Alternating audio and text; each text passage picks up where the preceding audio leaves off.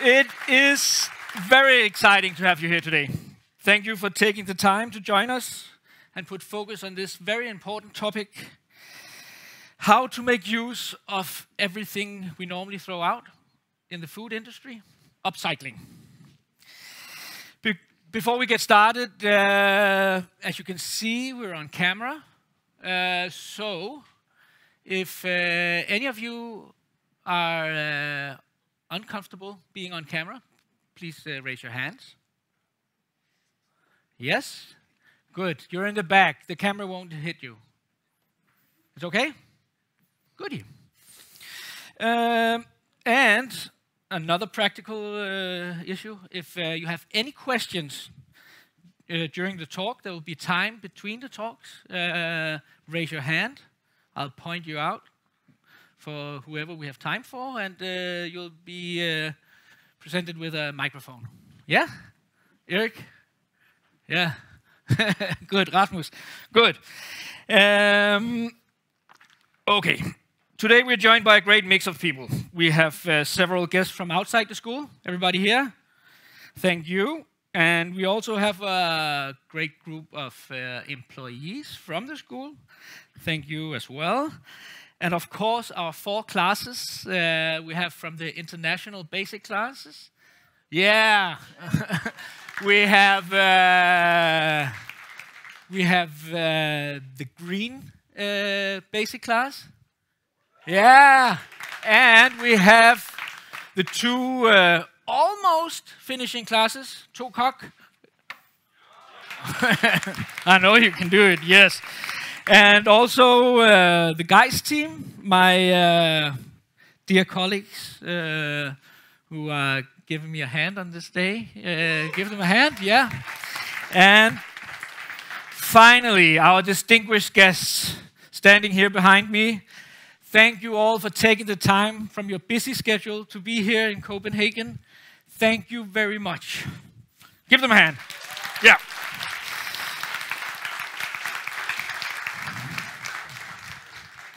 But first, who are we?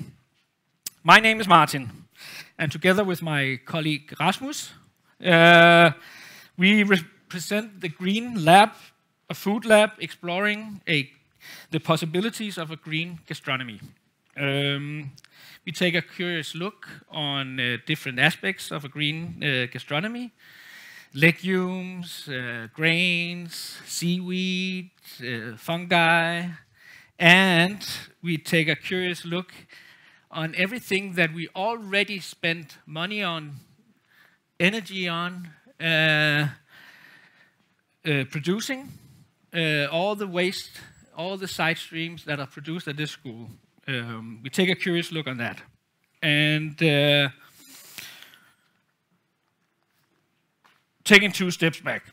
For those of you visiting for the first time, welcome to Hotel- og Restaurantskolen. We are internationally known as Copenhagen Hospitality School, but outside these 4 walls, we are called Kokkeskolen, the cook school. And I guess that's because besides training nutritional assistants, waiters, receptionists, and more, we train almost half of all the trained cooks in Denmark.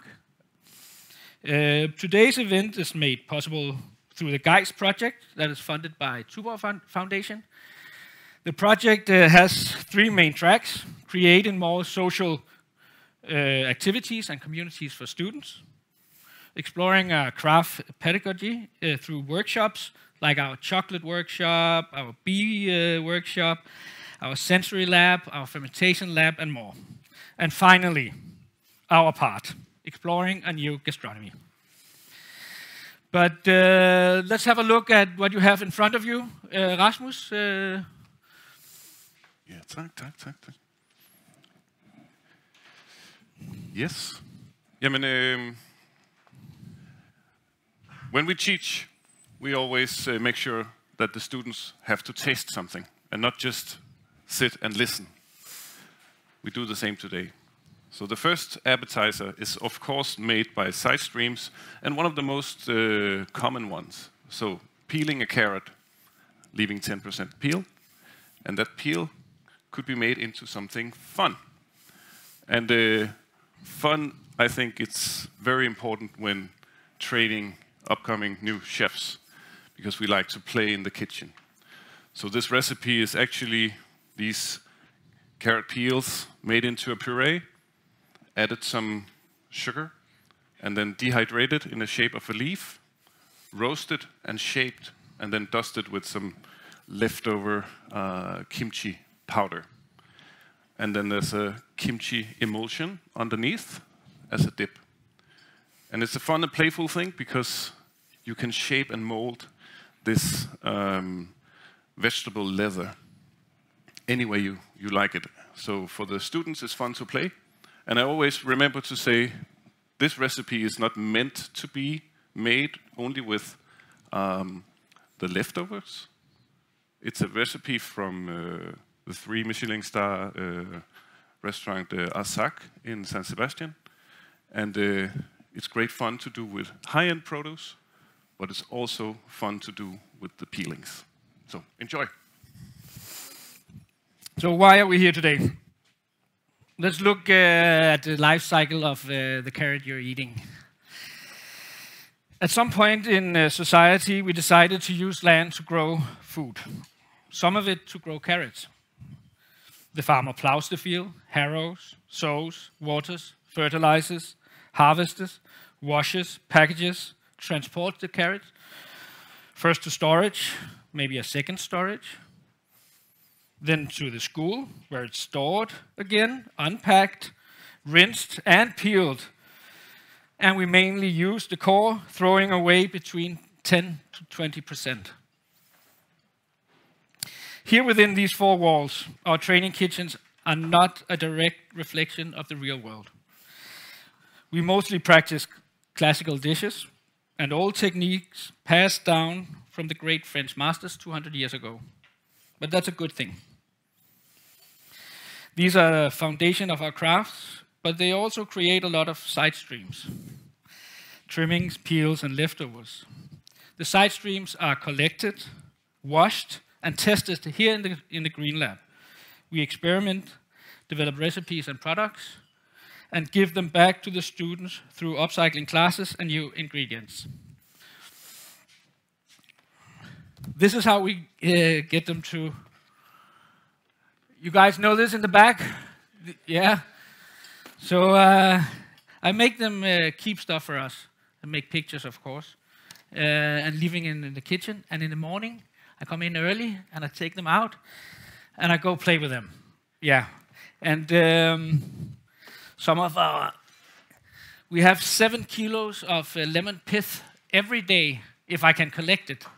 Because, I mean, it goes many places, especially in the trash. So I have to be good at this.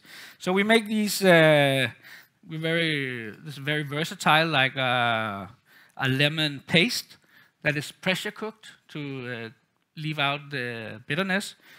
After that, it's cooked with sugar, and we use this for instead of marzipan.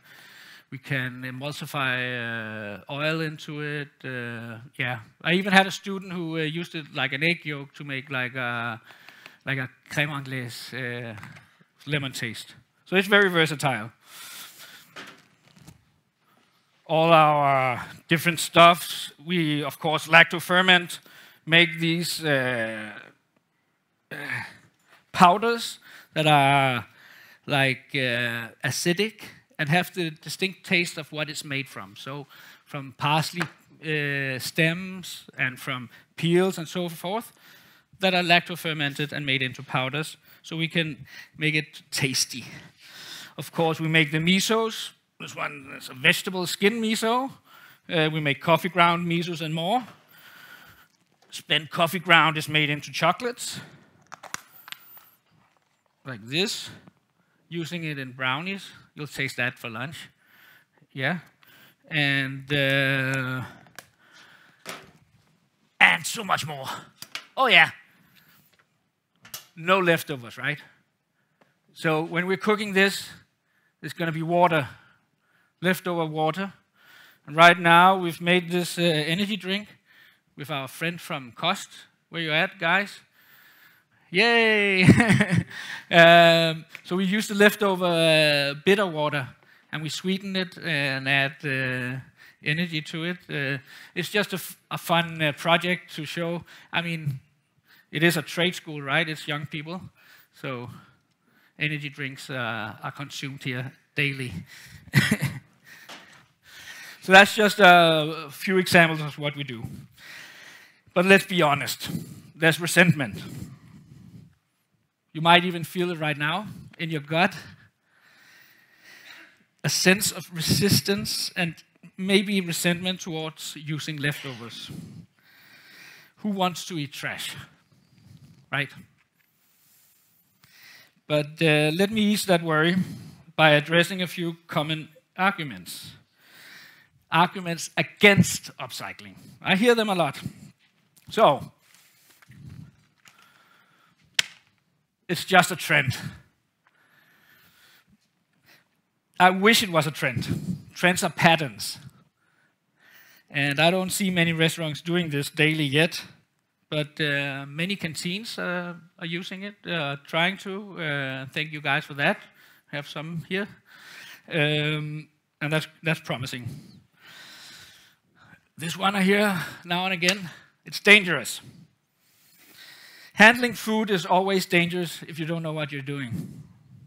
We rinse our salad, cook meats to the right temperature, store food correctly, and we use our senses, smelling it and looking at it, even touching it, to make sure it's good.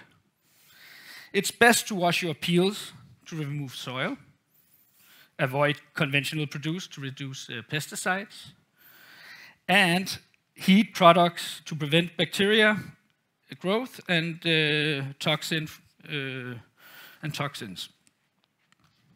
Another one I get. It's less fun to work with. In my humble opinion, having a plan for everything edible, everything that is food, should be the goal of any kitchen. Side streams appear all the time, especially in a place like this. And in my experience, once students taste delicious, upcycled dishes and learn the tools, how to do it themselves, a new world of cooking opens up. A new frontier that only few have explored. Guests won't eat it. You have to know your audience. Some guests love the fact that you're upcycling and you're using everything. They might even expect it. Others might find it unappealing. But why tell them? The peel of a carrot is still the carrot, right? You're just serving the carrot. It's expensive due to high labor cost. This one I get every time. And sure, having me collect every morning is labor intensive, but that's development work. In a professional kitchen, if you plan and systemize your production, working side streams into mainstream shouldn't make you less efficient. I'm sure we'll hear more about that later today. Me using everything won't help anything. Small individual actions do make a difference. Not because one person changes the world alone, but because habits influence systems, culture, and the people around us. We don't have enough space. Then we must use the space we have in smarter ways. By creating product that lasts outside the fridge or freezer. Drying, fermenting, pickling are all great tasty examples. It's not tasty. I hope that one will be debunked today. And the mother of all arguments, the one to rule them all, it's easier not to. Yeah. The trash can is right there, right? And the garbage man is coming anyway. And yes, it is easier not to, but change always takes effort.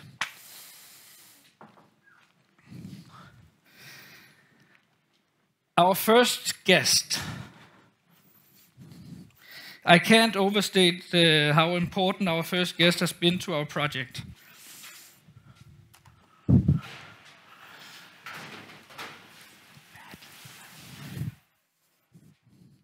Yeah, he's cooking. I mean, he's a cook, right?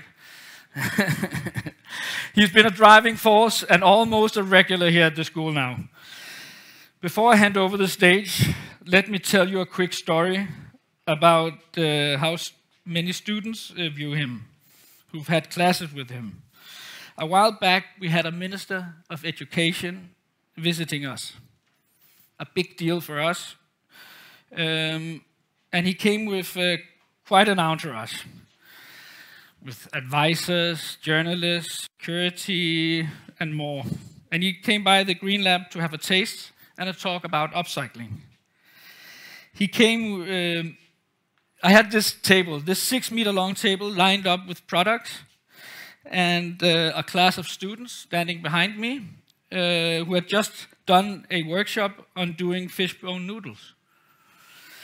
The minister listened politely and tasted a few things, but he was mostly interested in hearing from the students. I had told them beforehand, be honest. Don't think about me, don't think about the school. If you want to change anything, tell this guy. He can make it happen. So he asked one of the students, if you told your head chef you wanted to start using peels and scraps, what would he say? Remember, it was packed here with advisors, security, upper management, our board from the school, everybody that's important for us. And the student said, never. He'll tell me to shut up and get back to work. We don't have time, we don't have space, and our guests wouldn't eat it. So, yeah, it started to itch. I had my chef's jacket on, you know, and I looked at the director. Remember that, son? You started to itch as well, getting a rash. And the minister asked another student, what about you? How was it to be taught by that guy about fish bones for noodles? And he said, I loved it. It was great. Who doesn't want to be trained by Ronaldo?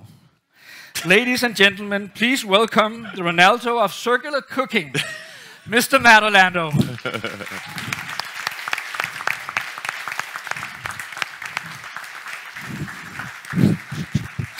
Thank you. Thank you for embarrassing me. I love it. All right. So I recognize so many people in this room, both front and back.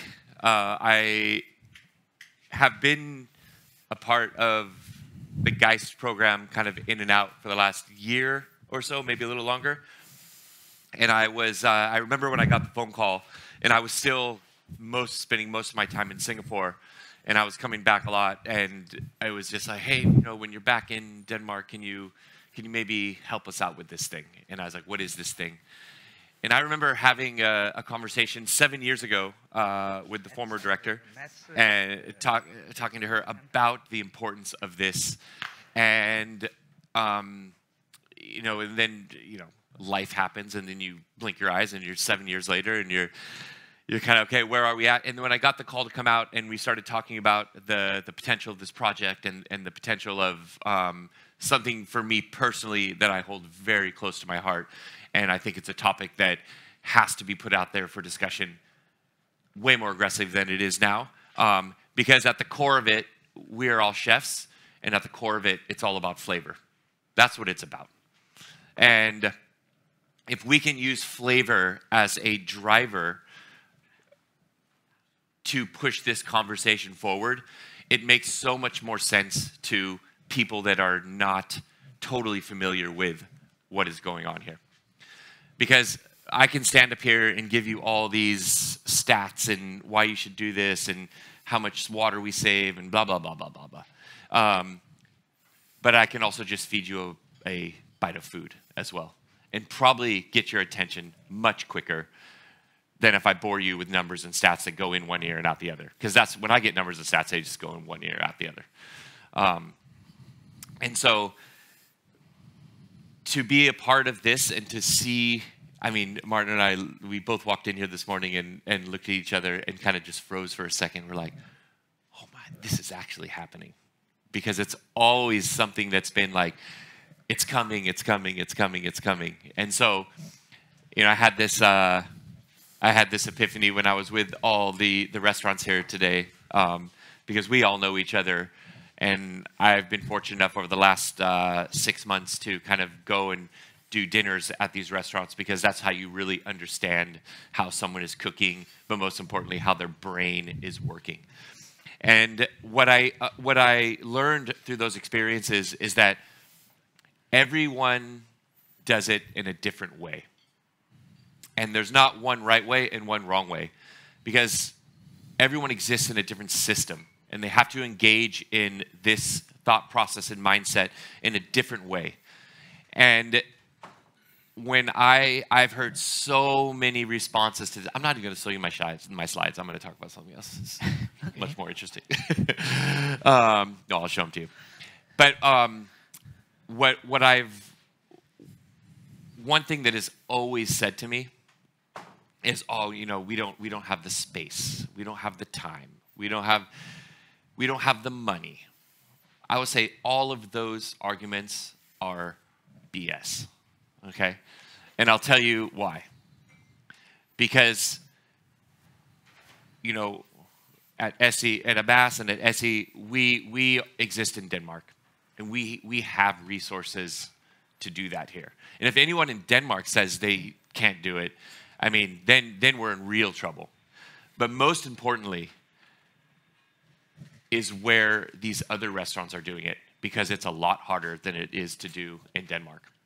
If you look at SEM in Portugal, I'm not going to give away too much of their talk, because for me, it's what's happening at SEM in Portugal, in Lisbon, is really important, because it basically throws all of those three excuses out the door. They operate in a kitchen.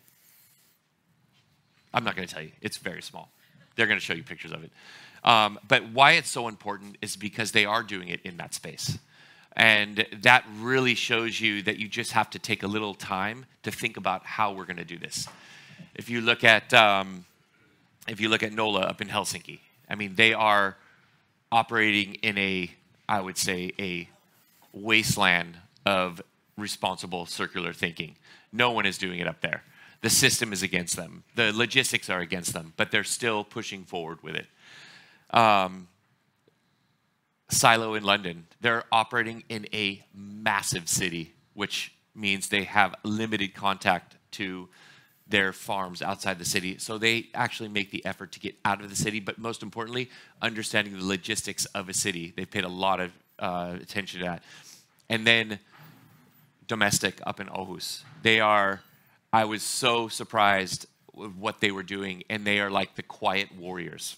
They don't talk about it, but they are doing so many cool things up there. So one of the things I really came to understand after spending time with all these people is that, you know, we need to figure out a way to talk about this and to where it's normalized. And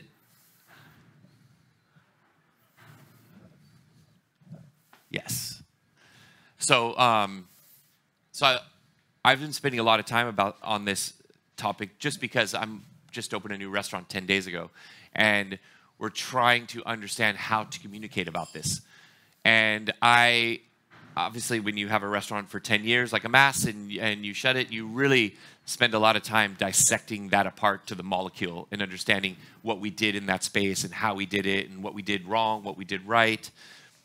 But really, I guess as I get older, I just want to make things simpler in my life, and I want to distill everything down to a clearer message, and cut away all the fat. And this is one of the things that I've been thinking about a lot lately.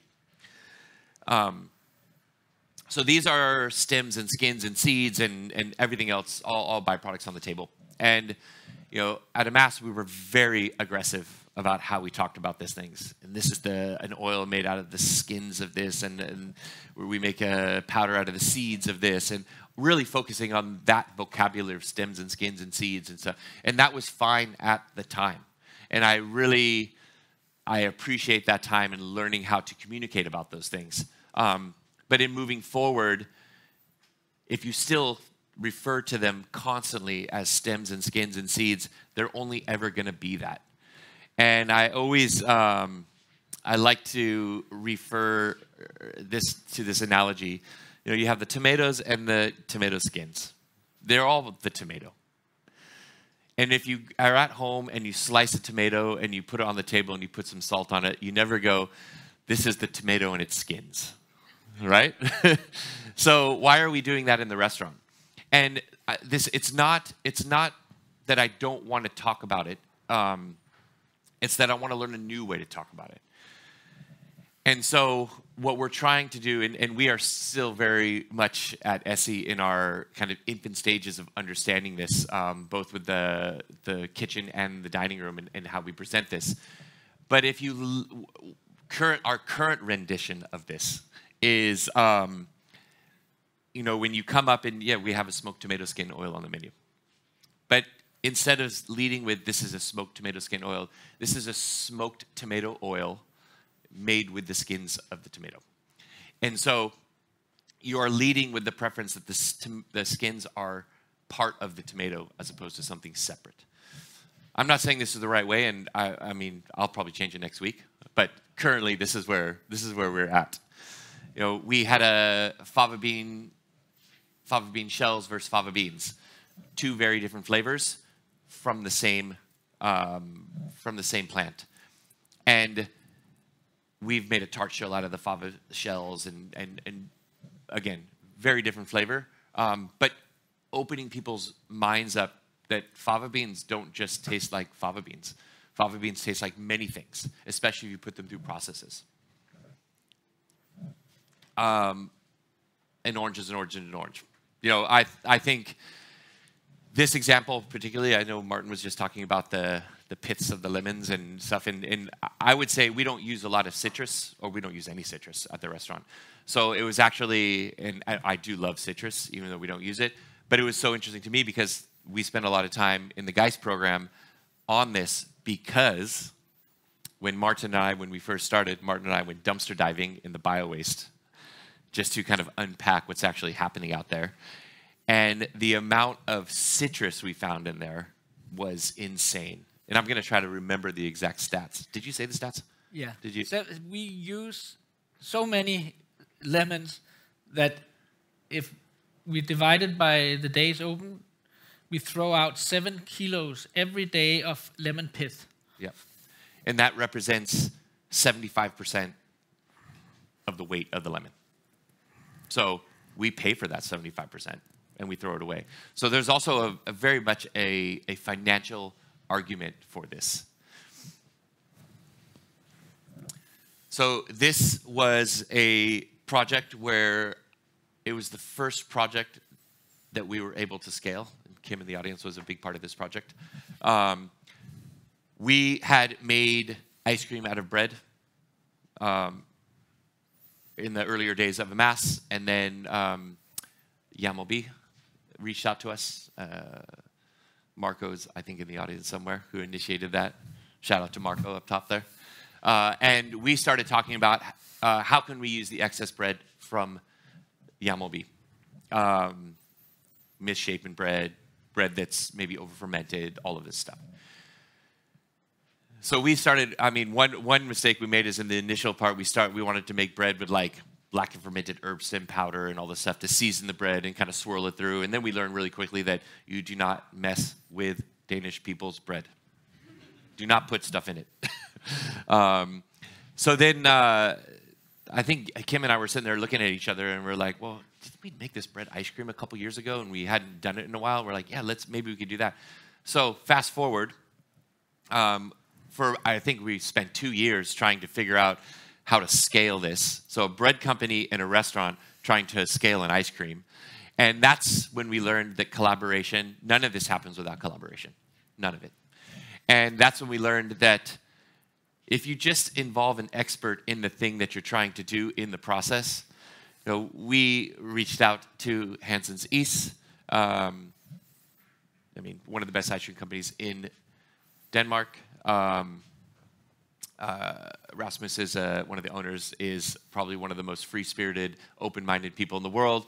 We said, hey, we got this cool idea. He did not even question it. He's like, yeah, let's do it. Let's do it. So we spent 2 years trying to figure out how to scale this thing. Within 3 months of meeting Rasmus and talking with Hansens ESSE, this was on the shelves. And this, I'll give you some numbers and stats. It'll probably go in one ear out the other, but I'll give it to you anyway. So every time we made this ice cream bar, we used 600 kilos of bread, which would have otherwise been discarded, and that equaled 30,000 ice cream bars. And then that was the moment where I was like, okay, wow. What we do in the restaurant, it doesn't really have any impact physically. But if we can just do one product like this, then we can touch. I know at this point we've made 150,000 ice cream bars. That's more than all the guests we ever did in 10 years at a mess. So then you see the real potential of impact if you get into this space where you're doing one product but large amounts of it. And it also is the potential of a restaurant. And when we work in restaurants every day, we think that what we do within the restaurant only has value within the restaurant. There's so many thought processes that go on within a restaurant, not only with food and processes and techniques, but also with hospitality. The amount of big companies that want to understand how to engage in a high-pressure environment and actually thrive and have a team that wants to be there, every big corporation wants to understand how that works and how they engage. So it's not just about cooking, it's about how we treat each other, it's about the whole spectrum of a restaurant, and never underestimate the value of what's going on in a restaurant. This is something that we are currently working on. So along with my two partners, Max and Christian, we have Endless Food Company. We started it as a project where we wanted to engage large-scale food producers in their side streams and then turning those into ingredients. And so we had a brewery, and again, Kim was also involved in this. I won't put him out because he doesn't want to know. He's kind of a mysterious man. But we had a brewery which produced lots of spent beer grains. We had an issue at a mass where there's two ingredients that people think have to be involved in a fine dining experience. One is coffee, one is chocolate. Coffee, we're getting there. We're closer. We're not there yet. But chocolate is one we started to work on in the very early days. So we broke out a company called Endless. We were working with other companies, but then we saw really quickly if we wanted to push things forward and have big impact, this was really about developing something ourselves. So we put all of our resources and effort into understanding what chocolate was, the experience of chocolate, and then tried to back engineer chocolate that contains no chocolate. So this is a chocolate that is made on spent brewer's grain. We've been doing this since 2017. And when you start to engage with large entities like 7-Eleven, you start to see really quickly that it's not as easy as running a restaurant. And it's not as easy just serving the weirdest thing you want to serve or the most provocative thing. Or it's about adhering to a mass group of people, a certain product that everyone wants to consume.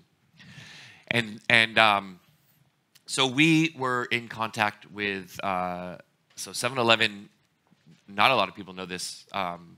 There's two big advantages of working with 7-Eleven in Scandinavia. One, it's one company that owns every single 7-Eleven in all of Scandinavia. Everywhere else in the world, it's franchised. So it's really hard to connect them all together. Two, they have a very aggressive internal upcycling agenda and sustainability agenda. I think it's by the year, it's 2028 or 2030. All 7-Elevens in Scandinavia will contain no products with palm oil in it. That is a huge thing because you think every single candy bar you buy has palm oil in it. So we started talking with 7-Eleven. They were super interested in the not chocolate, which is called thick. And I think this whole idea of understanding how we speak about this and the vocabulary we use and normalizing it came from this interaction. I never thought 7-Eleven would inspire me to have a thought process about moving forward. So I would say, no matter what, always take a meeting with someone, even if you don't like them. So, and that situation was when we agreed to the deal. 7-Eleven bought, I think, a ton of this from us to make cookies. We said to them, okay, how are we going to market this? And they said, we're not. We're going to replace the chocolate and not tell anyone. Surprise, you haven't been eating chocolate at 7-Eleven. And at first we kind of looked at each other like, okay, is this the best thing for our company? And in retrospective, it is. Because fast forward 1 year later, not only have their cookie sales gone up, but they have received not one letter or complaint or anything in regards to the cookies. And if we would have come out in the beginning and put this thought in people's minds that this isn't chocolate, people would have already made up their minds before they even had it that they didn't like it. So this, for me, was really important in this process of understanding how we communicate about what we are doing, but most importantly, how do we normalize what we are doing? Because I think in the end, all of us that are pushing in this direction, we only want it to normalize. That is the goal. We're not here to do all this stuff to be unique. We're here to do all this stuff to hopefully create a path forward for other restaurants to engage in this thought process. Look familiar? Yes.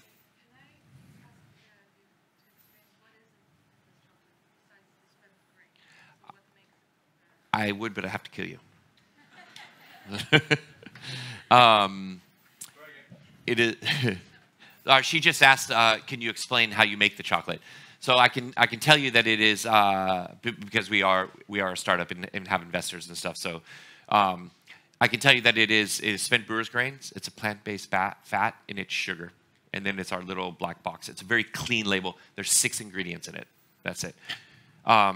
One thing that before I go into this slide, there's 2 ways you can go about a food startup. One is you can be super technical, and you can have all these complicated processes that create IP, but then really limit your ability to get to the market because of the cost of doing it. Or there's the move fast and break shit along the way process, which we chose to do, where we are not using super complicated fermentation techniques. We are really looking at, you can make our chocolate on a regular chocolate system. You don't need this exterior equipment and long processes to do it. So, and what that has done is allowed us to get to market very quickly. There's other alt chocolates out there, and while I love that they are exploring this space, not many of them are to market yet because of the processes they're using and the lack of scalability of it because it's so expensive. All right. Make no mistake, and I said that any of you that have been in the classes that I've taught here, we are here to brainwash you. This for me has probably been one of the most fulfilling parts of, for me, this kind of journey is to be engaged with young people that are, first of all, super switched on and probably questioned everything I was doing to my face. Why this and why that, and you can't eat that, and you can't. I love it. Bring it on. I love it. But most of all, I think that this has to be taught in culinary schools. This process has to exist. And because first of all, you know, there's a quote by a guy named Wes Jackson who runs the Land Institute in the States, which he's trying to rewild the prairies of wild grasses and grains. And he always says that if you can think of your life's work within your own lifetime, then you're not thinking big enough. This is the seeds for me that we're planting now. Because if students are coming out of the culinary schools with this mindset, they're immediately, first of all, they're going to look for restaurants that are doing this. And second of all, they're going to question restaurants that are not doing this. And they're going to question when they get into those spaces, oh, why aren't we doing this? And I have a good recipe for this and this and this and this. And I had an amazing, humbling, tear-jerking moment this last summer. I took my family camping up by Hunestel, and we were at a small restaurant called Torps Pisehusel. And great spot, amazing spot. They're here today. Where? Yes. Yes. And there was a moment where we ordered some food, and it was you. Yes. And you came out and you said, hey, I took the class, and this is the vegetable skin XO that you taught, and we're using it on the menu. And I was like, my wife looked at me and she was like, this is so cool. And I was like, tear coming down my face, and like and we talked about it the rest of the day, my wife and I. My wife is the other half of the restaurant, so she's very engaged in what we're doing. And that, for me, was like one of the most fulfilling experiences. That, to me, is that people they want to understand. They want to do this. And kudos to the chef that said, let's do it. Because, as Martin said earlier, a lot of chefs would say, shut up and get back to work. So, awesome. So awesome. But those are the kind of things that kind of keep me going and that really, really give me hope for what's coming next. Because this is just cooking. It's cooking. We are chefs. We are responsible for these products. We are responsible. You know, when I hear a chef say, you know, I respect this turbot so much, and then there's like 45 grams on a plate. You're like, you don't really respect the turbot. You respect 45 grams of the turbot, but you don't respect the rest of the turbot. And so I think this constant conversation around this and getting this into the system early, when students and young people are, I would say, I mean, I don't want this to sound weird, but malleable to take in this information. Because the further you get along in your career, the further you kind of become set in stone, and you don't want to go in a different direction, because you're not because you can't do it, because you don't know what it is, and you just kind of are going. It's the hamster wheel. Like I said, you just blink your eyes, and 7 years later, there you are still. So understanding that, you know, it's just cooking. It's not, you know, we have a very strict rule at ESSE. We don't use crazy kitchen equipment. We don't use rotovaps. We don't use centrifuges. We use equipment that is available to everyone, because if we were to use this crazy stuff, then not everyone could do it. The idea here is that every single kitchen can do this with basic kitchen equipment. I don't know, raise your hand. If I put a slide up of your dish and you're in there, put your hand up, because we did a session here, or multiple sessions, where, you know, Martin talked about fishbone noodles. It went beyond that. So we made a dough made of fishbone noodles, made of fish bones. One was geared towards a flatbread recipe. One was geared towards a noodle recipe. But the dough was just given to the students. And they were able just to freestyle. So we had this table full of ingredients that we created out of different things from the restaurant that were collected by Martin and the team. And then they were just allowed to go crazy.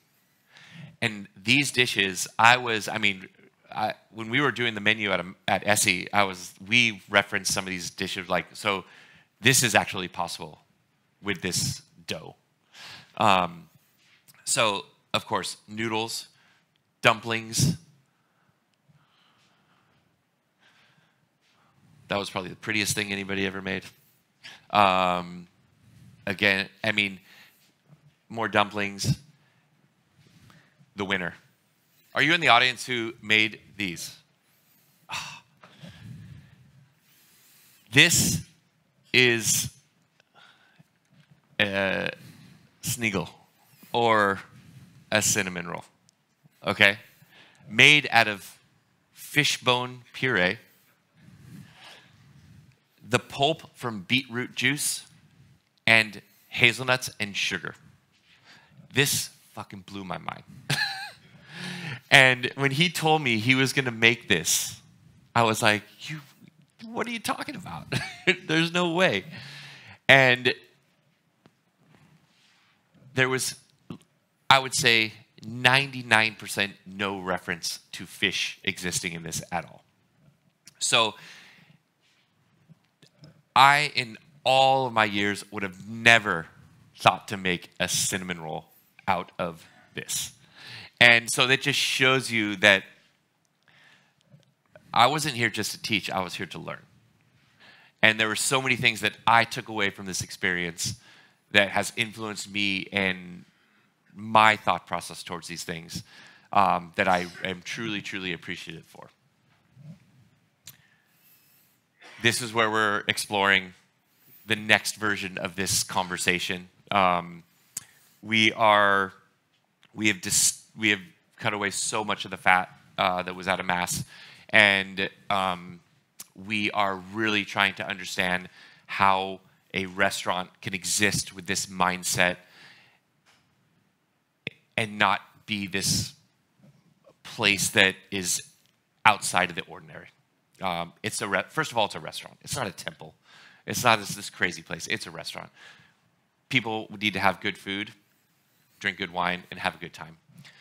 And so we are trying to tell this story through deliciousness because, in my opinion, that is the only way we're going to move the needle forward. That's the next one, sorry. Thank you, everyone. Thank you, man. Yeah. So we have time for questions. Fire away. I'm ready. Right here. Let's try that. Okay, cool. First of all, thank you so much. I was wondering, any artist or creative producer, like a chef, always has to navigate their innovation and like their identity of a restaurant or a dish. You're also trying to put it out to the public. How do you navigate this division of like trying to establish new and identity for a restaurant versus everybody copying it? Well, I would say copying is the ultimate form of flattery. So I am not in any way, if people want to copy, I guess that's the ultimate goal, right? That other people are doing this. A dear friend of mine, his name is Josh Nealon. He has a restaurant in Australia called St. Peter's. It's a fish restaurant. And he had asked me, we both opened restaurants in Singapore literally at the same time. So we went on lots of late night walks together, letting out our frustrations about the opening of a restaurant, that process. But he had asked me, he goes, I know you do these fishbone noodles. And he's like, could you give up the recipes? Like, I have multiple fish restaurants. And I was like, of course.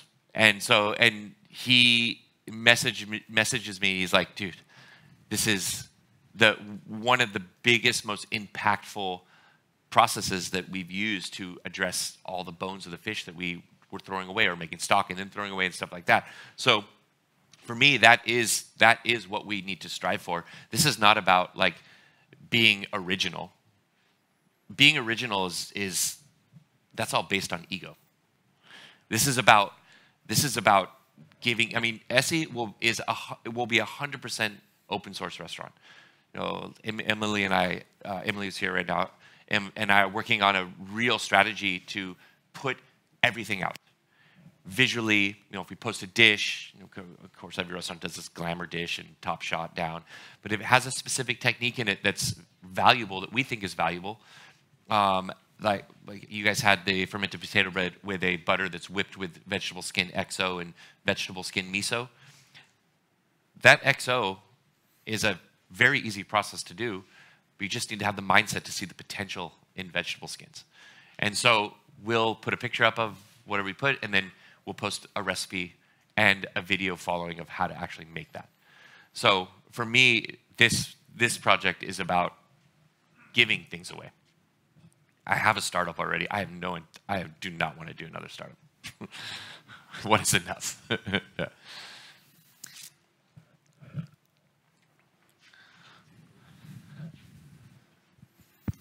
Hi, thanks so much for the talk. The 7-Eleven example I found really interesting, and I'm curious what you think then about systemic change at the consumer level. Like, is it enough to just influence the wholesale companies if the consumer themselves aren't changing the way they think about the product, other than one day the cookie becomes vegan? Or is there like the cookie is already vegan? No, exactly, but it became vegan when they started using thick, right? Or what's it? Oh, no. No, okay. No. But is there a stage 2 then? How do you influence the consumer? Is your focus really on that? For me, it's one stage of just implementing these products into the system without making noise about it. And 7-Eleven for me was the perfect. I would have never thought that before I had this experience with 7-Eleven. So it is about creating these products and just inserting them into the system. I think creating standalone products is difficult to do that with because you're creating a product that's potentially replacing something else. For me, the biggest impact is in products that are B2B, because then you're just inserting them into a product that already exists. And this is all about just recreating an experience. It's not recreating an ingredient. Like, how do you recreate the experience of chocolate? Right here. Josh? Give me Josh. I know he's got something super stimulating, interesting. Come on, Josh. Come on, Josh. Thanks so much for your talk. So I really like your talk. I really am excited by this new direction you're going about, like not kind of trying to make too much of a big deal about the story, right? And sort of being more subtle. It's really exciting. I wanted to ask also about the cookies specifically in this regard. So I personally am really on board with this approach. I could see how maybe other people might wonder about the ethics, for example, of so first of all, I have to ask a clarifying question. Is the cookie marketed as a chocolate cookie? No. Okay, so then the question is not relevant. So, but it's interesting because you know there is a certain amount of cocoa product that has to be in a product or in the base product to be called chocolate. I think it's like 80 or 90%. Right. I think. Yeah. So 7-Eleven just switched the name of the cookie to light cookie and dark cookie. Okay, interesting. Yeah. So I guess it seems to me with this sort of subtle approach, there's all these new questions around ethics and law and regulation about naming, right? Yeah. It sounds like you guys are already kind of beyond that. I mean, that is the biggest challenge, I think, when you are creating a new product, because you have to name it something, and you have to market it as a replacement, and already people are like, oh, I don't want it. Why are we replacing this? I like this.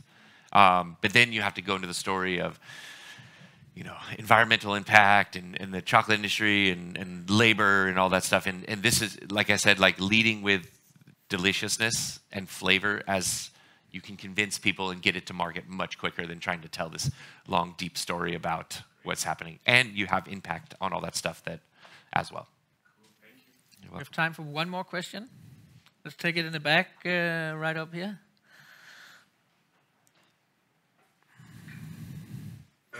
My question will be about us that works as chef students in our everyday life with more traditional, if you want to say, where food waste is a little more accepted. What is your advice for us to try and make a change about that? So I would say, if you want to make a change, don't go to your chef and say, can we make something out of this? I would say, again, the idea of leading with flavor, take that thing that you want to use and make something delicious and give it to him to eat. That's your entrance point there, because then you're leading with flavor. And he's a chef. He's going to respect that. But make sure it's very delicious. Or you're going to go backwards. You know, I always give the analogy that, you know, and this analogy goes for restaurants, for startups, everything. If you choose to operate in this space, and say you create a protein bar made out of spent brewer's grain, that goes on the shelf in the supermarket, then someone is going to pay for the groceries, and this person is skeptical of everything. They think just a bunch of hippies, environmentalists running around trying to do the right thing and save the world. But they let their guard down for that split second. They take that protein bar made out of spent brewer's grains, they buy it, they open it up, they take a bite. If that bar is not as good or more delicious than what it's trying to replace, you have devalued the work of not only yourself and your own company, but of every other person trying to do this in the space.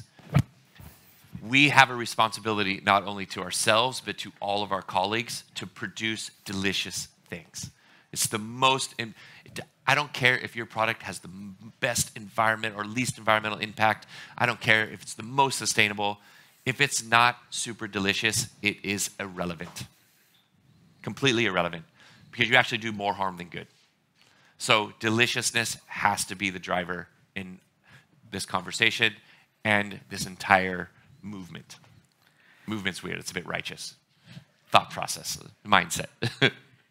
Thank you, Matt. Let's give him another hand.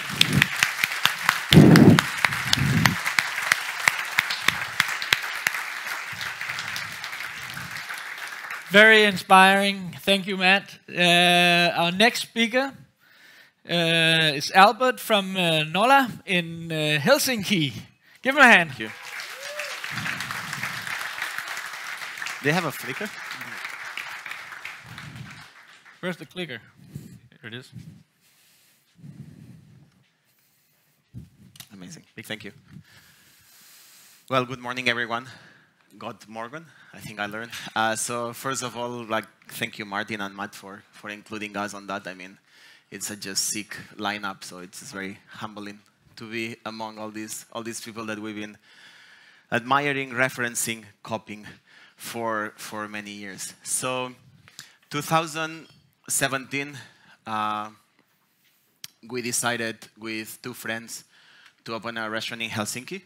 It's a restaurant, Nolla. Nolla makes reference to zero in Finnish, with this idea of creating a zero-waste restaurant. So basically a restaurant that at the end of the day, in any of the waste streams, there was any production of it. Finland seemed like a very easy mark of frame to put this restaurant working. There is a lot of talks about minded sustainability, big goals of the cities and the country towards 2030s and 50s. But we learned that there was as well a lot of rules that made it a little bit complex to put it in place. The talk that they asked me was against all odds, and I never thought that we were actually fighting against odds until a week ago we started putting the presentation. So I'm just gonna try to quickly recapitulate a little bit how we started and a little bit the operation that we put in place just to fight against all that and create the restaurant that we had in our minds. When we started, and especially here in a cooking school, I think we all can understand the massive amount of waste that is created in kitchens. I think all of us, I hope not anymore, but we've spent time at the end of the night putting our feet to just try to fit a little bit more on our trash bins. And that was kind of the fight that we took. When we opened the restaurant, the first kind of thought was, can we build a restaurant not producing any waste, not buying anything new, and kind of trying to reversing a little bit the regular like supply chain where you get like new things to build new things. So few examples on the dining room.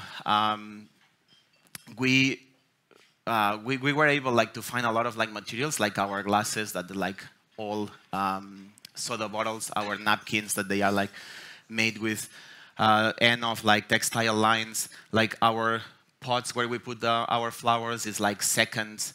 But it's true that one thing that we learned already from the very beginning, it was that the best way of like fighting against waste is prevention. I think we reached to this point as well that all of us, we're just thinking, what can we do with the waste that we create? And we lost a little bit the perspective of thinking how in the first moment we don't create it. Like it became kind of like a little bit this sustainability circus, and sorry for the analogy, like to think who does the biggest trick that can show like the biggest skill without thinking that maybe we should just like go back on the first instance, not create it. So the example is like the tables and the chairs of the restaurant. Like we were working with a designer if we could do like some repurposed wood, like furniture.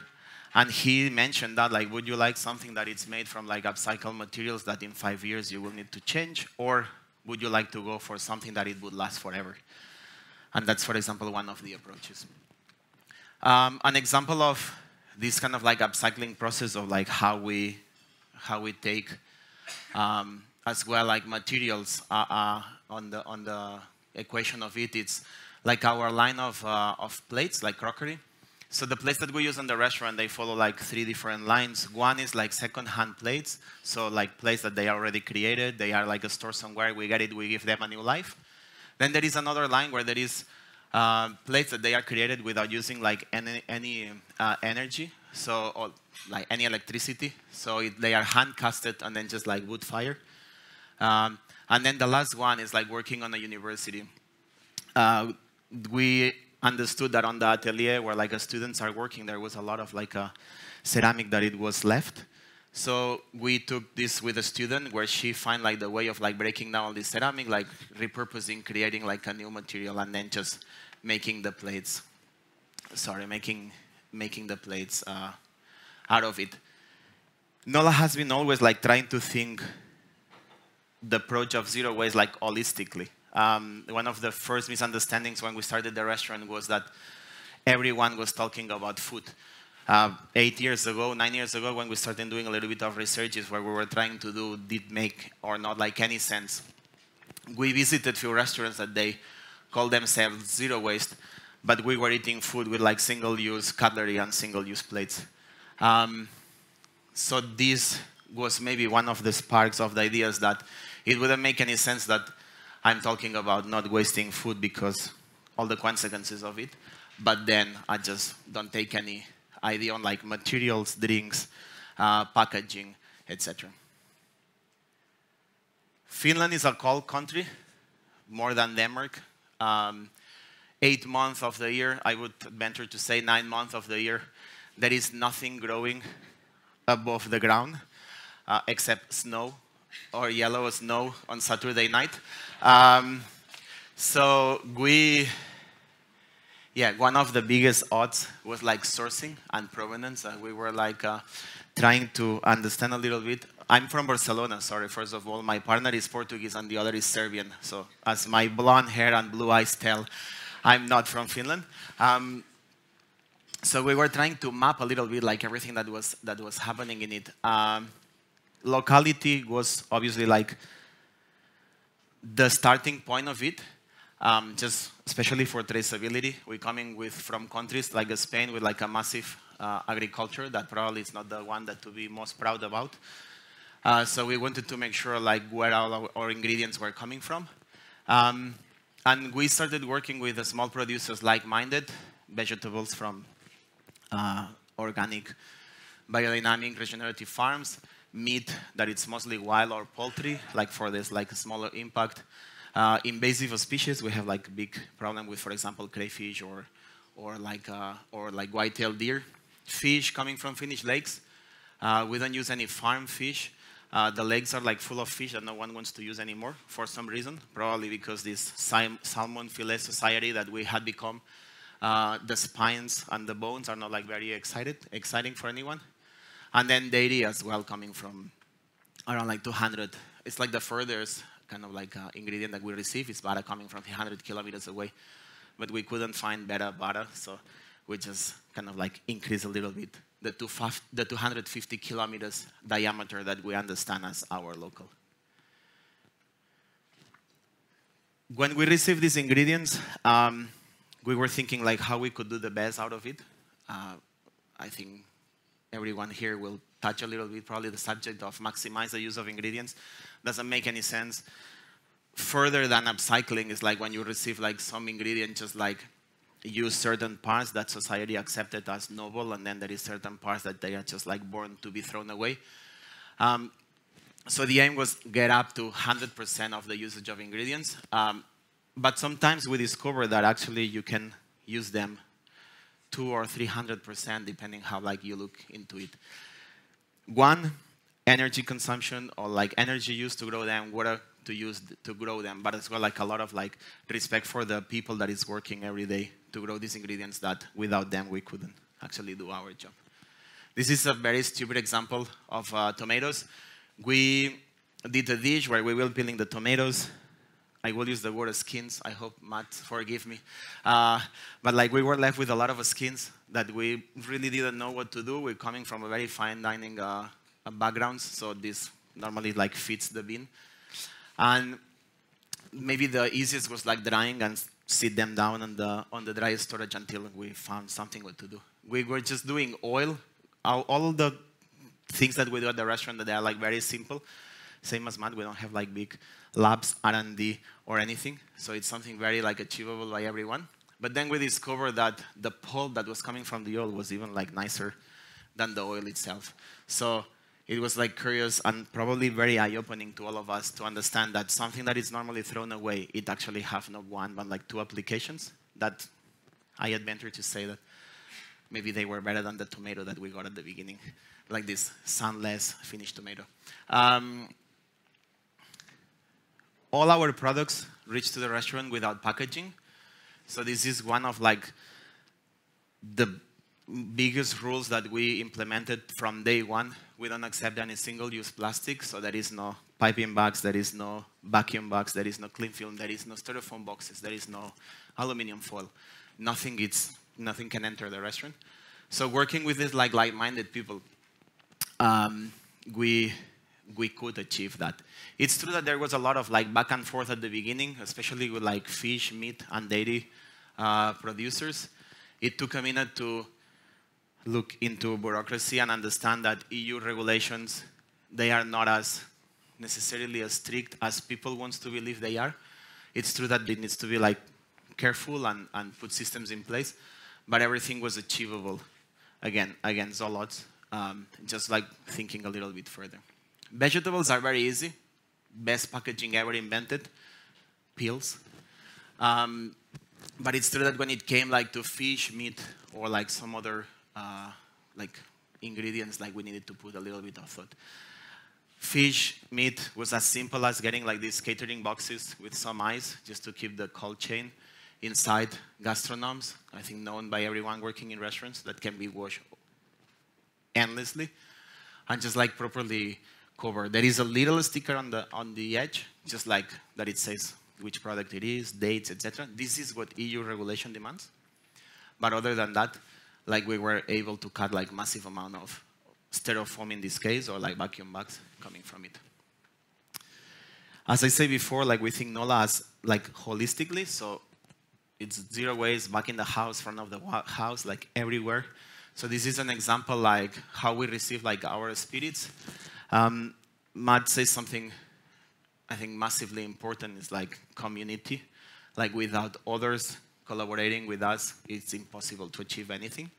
And that's an example of like distillery that it's 3 kilometers from the restaurant that sends all the spirits like in the reusable plastic carafe. Then we pass it to the glass one, just like to keep it better. And by this simple gesture, we can avoid 20 half a liter bottle glass bottles.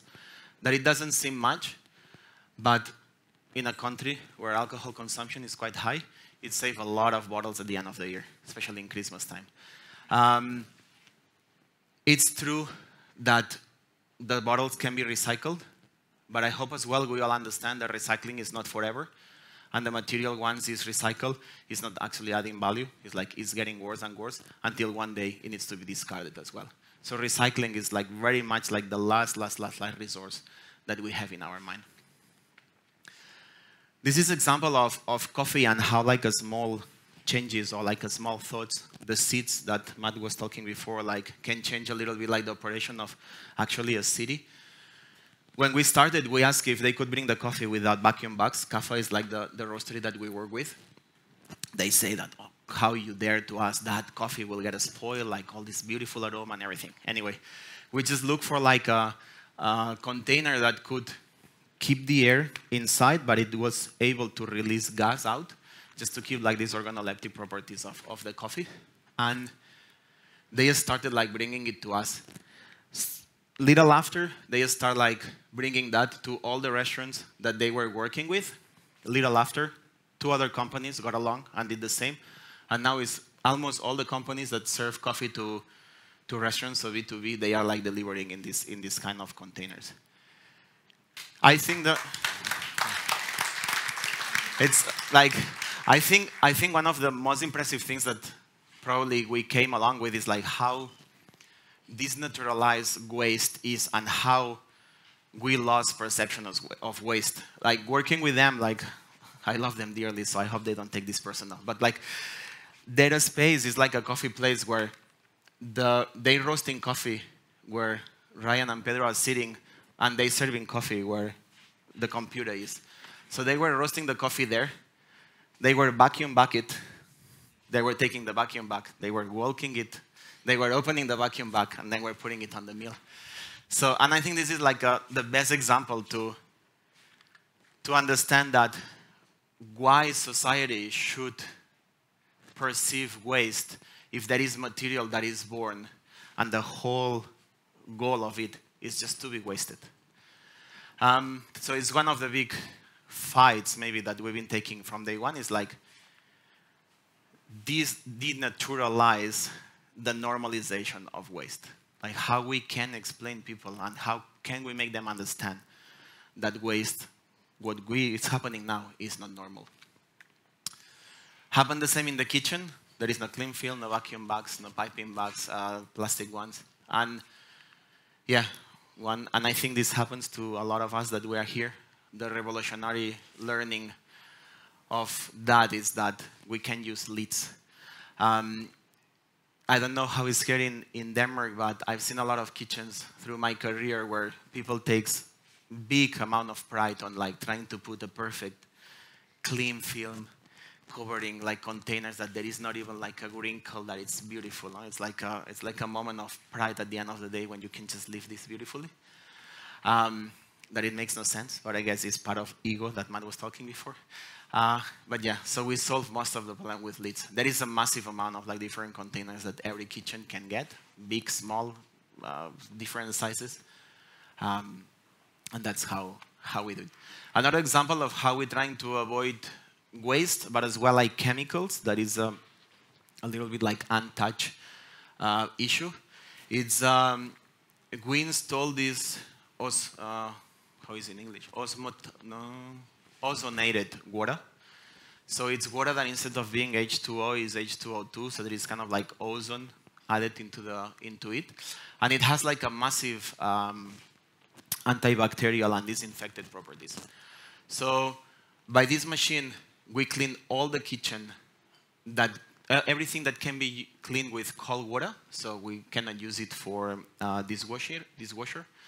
But we just use this like what we call holy water to just like clean everything. At the beginning, we didn't believe at all on that. I put myself in there. Like when you just get water in a container, you just wash with it, nothing changed. You're like, fuck, what's like for real? But we did a lot of like tests, and actually like everything was better than when we were using soaps.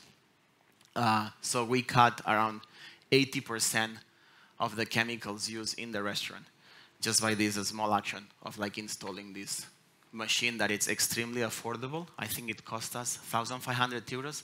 Like everyone buying chemicals for the restaurant can understand that this is very cheap. And it's another example of like how to avoiding waste, not just packaging, but as well like everything that at the end of the day goes down the drain. And it's like this invisible waste that sometimes we don't pay much attention to it. Against all odds, we build a composter in the middle of the restaurant. I go back to the beginning. Whoa, I'm going the other way around. Sorry. I won't take over domestic, I promise. Whoop, whoop, whoop, whoop. So yeah, this is the composter sitting in the middle of the dining room. This was basically like to normalize what we do and to make people to understand that what we do is not like, you know, anything strange. We are not poisoning people. You shouldn't be afraid out of it. When we opened, we were the 3 guys that pick expired ingredients from the containers of the restaurants, and like we are like cooking trash or shit, and we might make people sick, and what health inspectors will say when they come to the restaurant. So we wanted to provoke a little bit on that, and just like people sitting around them and eating around them, like, yeah, just to see that it's possible. There is no material waste coming into the restaurant, but it's true that there is things that we don't know still, like how to serve to the customers. We learn now with Matt about the fish bones, but there is still like poultry bones that I still not necessarily know what to do, or like I don't find a way to process it. Or eggshells, for example, that it's as well for me like one of the biggest issues. So the composter, it helps us massively with it. We put them there. It's like it's super easy, it's super friendly user. You just put it in. Products with like a big amount of water, they get broken down in like 24 hours. The ones that take longer, it's around like 3 weeks. So once a week, we just empty everything. It's like a very like a spongy material where it comes from it. I think it's like a pre-compost technically, so it's not like a fully ripen compost. And then we send it to one of our farms. It's a biodynamic farm. And they use it first as a bedding for the animals. So when all the stool or urine or whatever needs to go down, it's like already full. Then just put it on the compost pile to like ripen over the season, and then just use it as fertilizer for the fields on the next season. It's pretty cool to think that, or at least for me, it's pretty cool to think that an eggshell will become a bedding for an animal and will become a fertilizer.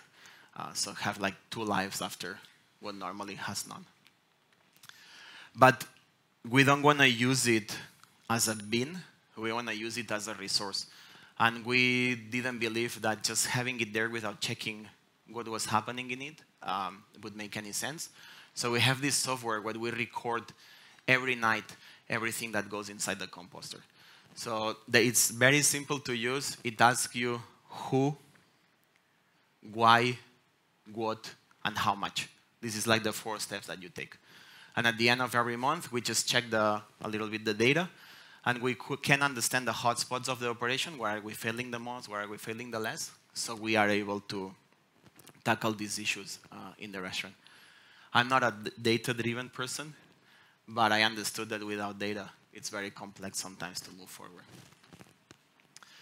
A lot of people ask, hey, with all these limitations and all these like things that you are doing, isn't it very hard to just like have a restaurant going on? I don't know what hard means, in a sense that I found very hard to go and drop my trash every night to a container is 100 meters from the restaurant. But it's true that the limitations just like spark certain ideas in your head that without these limitations maybe would not appear. So it's actually a very positive asset more than a limiting one in our opinion. And here is a few examples of how creatively we try to assess the issue. So this is a pill. It probably was like the first win from us at the restaurant in times where we had no clue what we were doing. There was this caviar production on the eastern part of Finland, a massive amount of like sturgeons, like bread every month. We learned that until sturgeons are not like around a meter or a little bit less, like you can find like the gender that they are. So there was a massive amount of males that had been like, they were just like slaughtered and thrown away. We reached the farm and we asked if we could get like some of these sturgeons just to use it on the restaurant. The flesh was beautiful. I mean, it was delicious. And we got quite obsessed on what will we do with the flesh of these male sturgeons, that we thought it was like amazing to use the byproduct from another company.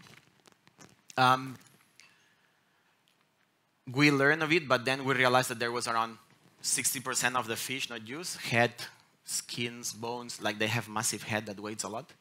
So we tried like looking into it, and we created this kind of like collagen, like this very like a gelatiny product that we've been using nowadays we use for everything. But we use for like this pil. It's like a traditional like northern Spanish dish where you kind of like confit cut inside olive oil, and all this collagen makes this kind of like emulsion. So this is like a sturgeon pil. So it's like byproduct of a byproduct that we were using. We stopped using the flesh, the fillets, so others could use it. And yeah, this is one example. This is an example of maximizing the use of ingredients. As we were talking, we had the brewery until a year ago, until we found out it was a very, labor-intense hobby. And this is the usage of like 3 times of the same malt. So we were doing the beer with the beer. We were doing a caramel with the spent grains. We were doing an ice cream, and then after the ice cream, we were using them for a crumble. So it's like the same ingredient used 3 times and like a serve on the same plate. This is an example of like how we try to use materials. Like the glass bottles, this is like one of the biggest issues that we are facing probably at the restaurant, but we use as much as we can. We work with a designer that it works with glass. We use few gin bottles for like gin and tonic glasses, like soda bottles for like water glasses, and then the bottoms as a plates that you can serve butter or oil or like a snacks or whatever, and then like the serving bottles. Our uniforms are made from reused hospital bed linens. So we reached this Tauko. It's a designer from Finland, Finnish German, and the bed linens, they need to get like a big amount of temperature when you wash them, up to 90 degrees, perfect for dirty people like chefs. And then they are like good against fire, so there is no issue when you work on the kitchen. So it's like one of the other takes on it. This is our cutlery rest. 7 years of plastic that had leaked on the restaurant. And this is, I think, is like a very important point, that we are not perfect. And I think that on these 8 years, we understood that perfection or perfect is the most poisonous word that had ever leaked to our restaurant. It brought massive amount of frustration, massive amount of like annoyance during the years of like not being perfect and not could make things perfect. So it's something that we try to take out from our vocabulary because there is mistakes happening every day. Like a producer is coming, brings you something with plastic. You are, sorry for the word, but you are on the shit and you need to serve food to your customers. So you accept it once and then you have something that stays in. But this is creatively how we try to recover with it. And it's like the cutlery rest, made with the plastic that has been leaking in. And this is another way that we use it, that it's our frying oil that it's sent to this company that is called Yo Soap, and they filter it and then they make the soap that we use in our restaurant, especially like for washing hands or for the guests at the restaurant. Well, after 8 years, against all odds, we realized we built a normal restaurant. People comes in, they have fun. Hopefully they enjoy the food. Hopefully they enjoy the wine. Hopefully even more, they enjoy the people that they come with. There is nothing different that you can see. We don't explain anything of what we do when people comes to the restaurant. Normalization, as Matt was saying, because it's one of like the big goals. And I don't think we should be the ones, how you say, shining through the night, but it's a time for them to forget about their issues, their bad day, and just to have fun. The food It's kind of like a creative approach of like Finnish ingredients with a southern soul. I mean, as I say before, we are like all southern Europeans, trying to make it look nice. And yeah, but as I say, like the biggest win was just to be normal. So some goals. One, I don't want to be called zero waste anymore. So I hope some point the practices and the ways that we work are so normalized that we don't need to tag everything that we do and make it special or extraordinary or like different or strange. And I hope that all of you takes a little seat, and that would be a big win of what against all odds Nolla has been doing for the last years. Thank you. Thank you, Albert. Albert, that was tasty. What did sorry. Yeah. So we work a lot, like we try to use a lot like the, let's say like this overlook ingredients that sometimes stay on the restaurant. But as well, we try to work a lot with other businesses around us and kind of like absorb their waste. Citrus skins is one of the biggest ones, but lately we've been using pineapple, first time ever in our restaurant, because we learned that there was someone that is producing like 3,000 kilos of pineapple skins every week. So we try to humbly absorb some of it. And the testers are, it's like a marshmallow. The base is made with chickpea water with aquafaba. Down the street we have a Lebanese restaurant, and they are feeding us aquafaba like all the time. There is a spent coffee that I found in some shelf just to eat. And then the other on the spoon, it's with the idea of like a nut praline. It's a sourdough bread praline. So we toast the bread, we put just like caramelized sugar on top, and then we blend it with the oil that is made with the hard shells of hazelnut, heavily toasted. So yeah, like we call it Nolla Nutella, but it doesn't make like a very good branding maybe on the symposium we are talking about responsibility. But yeah, so this is like the two little bites that are on the plate. Thank you so much. Thank you. We have, before we go to lunch, we have time for questions. Albert, don't go. Any questions?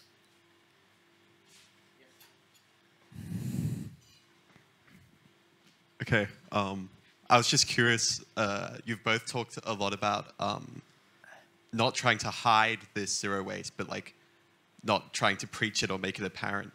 But also about trying to normalize this and to do that, I feel like you have to educate people about it. So how do you balance this, like not trying to preach, but also trying to normalize it? We choose very much the moments that we want to talk about it. And this is something that I think all collectively been talking a lot about. So it's true that, for example, in our social media, you can find like a lot of information about what we do and how we work, but we don't want to disturb the guests when they come to the restaurant. Just because, again, if you go to a restaurant and they give you a lecture, I'm not sure if you would understand or you would assimilate the restaurant experience as a restaurant experience or more like a school experience. So we want people to just be in a normal restaurant, if that makes any sense, where they can focus on, as I said before, on their company, on the food, and on the drinks, instead of just needing to understand, okay, is what I'm eating, how it's made from, like what is the glass that I'm drinking, what happened with the cutlery, is the napkin made from like reused textile. It's like there is so much information that I don't think it's nice maybe to overwhelm people with all that in the spot. If someone comes and says, hey, I read somewhere that you do all this, can you open a little bit more? Of course. If we see that someone is curiously checking what's happening, we will open more about it. But like the default mode is, we don't talk about it. We just like have fun and serve them and just like have a good evening. Yeah. Thank you. One more question right here. Just need a microphone. Coming. Thank you. super interesting. Thank you. When did you include the designers when you were doing From the day concept one. of the restaurant? Okay. Yeah. So they were on board working with you on Yeah. the whole process. Yeah. Of the, okay. Yeah. We are 3 cooks that we open. Uh-huh. Yeah, not very skillful working with glass. So we understood very like early on that if we would not include others, Matt was talking about that before, like if we would not include others that know more of us, more than us in certain aspects, we would never move forward. So yeah, it was from day one. For example, like the glasses happened on day one, or the tables happened on day one, or like there was a lot of these little things that that already from day one. Yeah, it's not a restaurant that had been. It has always been improving, but the starting point was already with a big set of rules. It's not that we started using vacuum bags, commercial glasses, whatever. Like from day one, we just decided we wanted to do that. So from day one, we needed them. And were they also helping you with like the uniforms and like Yeah. the whole concept? Yeah, we basically, how do I explain that? We were the very annoying customers that knock your door and it's like, hey, could you do please uniforms for us? And they're like, yeah, of course. That's like the favorite customer, I would say. Okay, Yeah. amazing.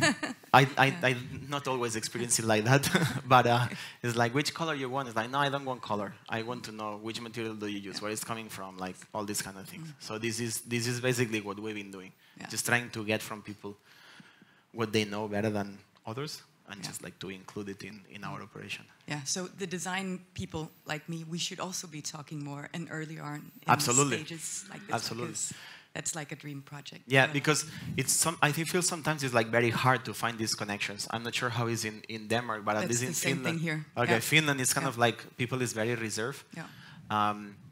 Maybe our southerner approach doesn't help either. You know, like being very outspoken and moving our arms. But it's true that it's hard sometimes to find people that can help you to solve what you have. For example, I know eggshells can be used as a glazing for plates, but I cannot find anyone that can do that. I know there is, you know, bone china. It's been done for forever. So I know that my bones could go to be doing like some crockery or some porcelain, but I cannot find this person who do that. So there is a lot of things that you know you could do better or you could do more, but sometimes this kind of like lack of communication, community, network, it's the one that kind of like steps you, not steps you, like holds you a little bit of becoming a bit better, a bit faster. It's like the cross-functional teams you want to get moving to create the change. Okay, thank you so much. No worries. One last question? Yes, right here. Thank you. So my name is Knud Erik. I'm from the Danish Technological Institute, and I run with colleagues the food upcycling project. And one of the things I've got to do is convince businesses, also financially, to invest in food upcycling. So I was wondering, maybe it's a question to both of you. Is it also a more competitive model to work responsibly with the resources? I have 3 restaurants in Helsinki, and there is Nolla is the one that is doing more profit than the others, and I think that tells it all. Like the other restaurants, they kept the core values of Nolla, but they are not as extreme as Nolla, and Nolla is by far the one doing better. It's true that there is, for what I experience, is like there is change on financials, and I'm not sure if you agree on that, but like, for example, our food cost dropped drastically, but it's true that our labor cost increased. And this is like maybe like the biggest difference between Nolla and the other two. That when you receive everything and you need to manipulate everything, you need more hands. And this is maybe an aspect, and sorry to use your question for that we haven't touched much, but the price of labor increased because it wouldn't make any sense for me to talk about responsibility on waste if I would not include social responsibility on the restaurant. So of course I could keep the same labor cost if my guys would work 12 hours a day, 15 hours a day, but that's not how it works. They work 7.5 hours. So what traditionally people, like the work that one person does in my restaurant, is done by 2. And if there is extra hours, we pay them. So that's why the labor costs like escalate quite massively, I would say. But we haven't missed one bill, we haven't missed one rent. Everyone takes holidays. We all get paid, and we still have like profit that we can reinvest on like becoming better. And I think this is, I'm not sure if it answers your question, but it's like for me the best example that I can give of like, it's a normal restaurant at the end, that it has like the ups and downs, and yeah, but financially it's doing well. Yeah. Thank you, Albert. Let's give him a hand. Thank you. Awesome. Well, hello everybody. My name is Christoffer, and on my side here is Ben, my head chef, and next to him we have Pedro, our sous chef, and kind of the fermentation guy, I would say. So thank you.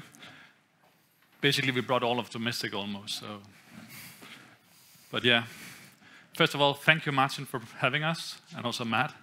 We are extremely honored to be here. So yeah, how does this work?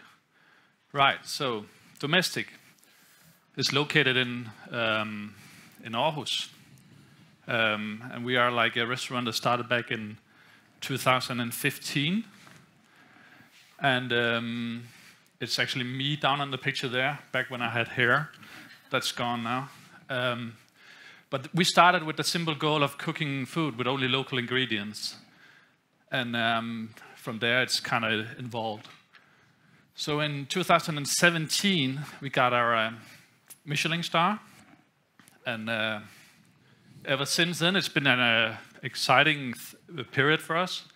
Then 2020 came, as we all know, wasn't that exciting. We got Corona, so we kind of had to shut down, and there was a lot of things in that was complicated. Then in 2021, we got that great idea that we wanted to build our own fermentation lab, not long from where the restaurant was located, down at the harbor, where we did our own beers and fermentation of misos and koji and garums and all that good stuff. Unfortunately, a challenge for us was to make it a place that could actually make its own revenue and earn itself. So we didn't manage that, and we actually had to close it down a year later. So I'm not giving up on the idea, but I've certainly learned a lot that I need to take into consideration for the future. Then in 2023, these two lovely people came in, Pedro and Ben here. It was a part of a process where the previous owner group, all of us four there, kind of split up because life just sometimes brings you new goals, and they wanted to try something else, and I kind of just want to hang around and do what I did here. So they came in, and I think together we were kind of dialing more and more into what it means to be sustainable. I know it's not a right word to use anymore, it's been overused, but we are certainly got a bit more direction on where we want to go. And it kind of also always gave fruit in 2024, where we received 3 circles in 360. And from there to now, we're just working harder and harder to improve and all what we can. But before I go further, I just want to give the word to Ben to tell what you are having. Yeah.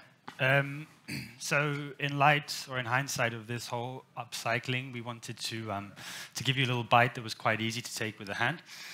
It's so for this whole event we use 6 celeriacs, or as you crazy Danes say, knolselleri. Basically, so 6 celeriacs. They come with the tops. We broke it down into 6 sort of like individual elements that showcases what you can do with a celeriac. We picked dumpling because it's one of Chris's classic dishes. So basically, we've salt baked these celeriacs. And we've sliced them up to make the dumpling casing. All the trimming from that was turned into a puree. You'll find an XO, very, I think, a thing that is going through all of us, which was obviously inspired by mat originally, for us anyway, is just to use the skins. They've been cooked down with a lot of Danish ginger, which a lot of people don't realize that it is grown here in Denmark. You'll find a Marmite. I'm very proud to call it Marmite, not Vegemite, because I'm not from down under. But that's made from the roots of the celeriac. It's like a treacle, so just heavily reduced down. You'll find the stems that have been pickled and an oil made from the leaves. So lots of different parts, just accumulated into a little a nugget of flavor. So yeah, so I hope you enjoy. Yeah. So why did we start domestic back in 2015?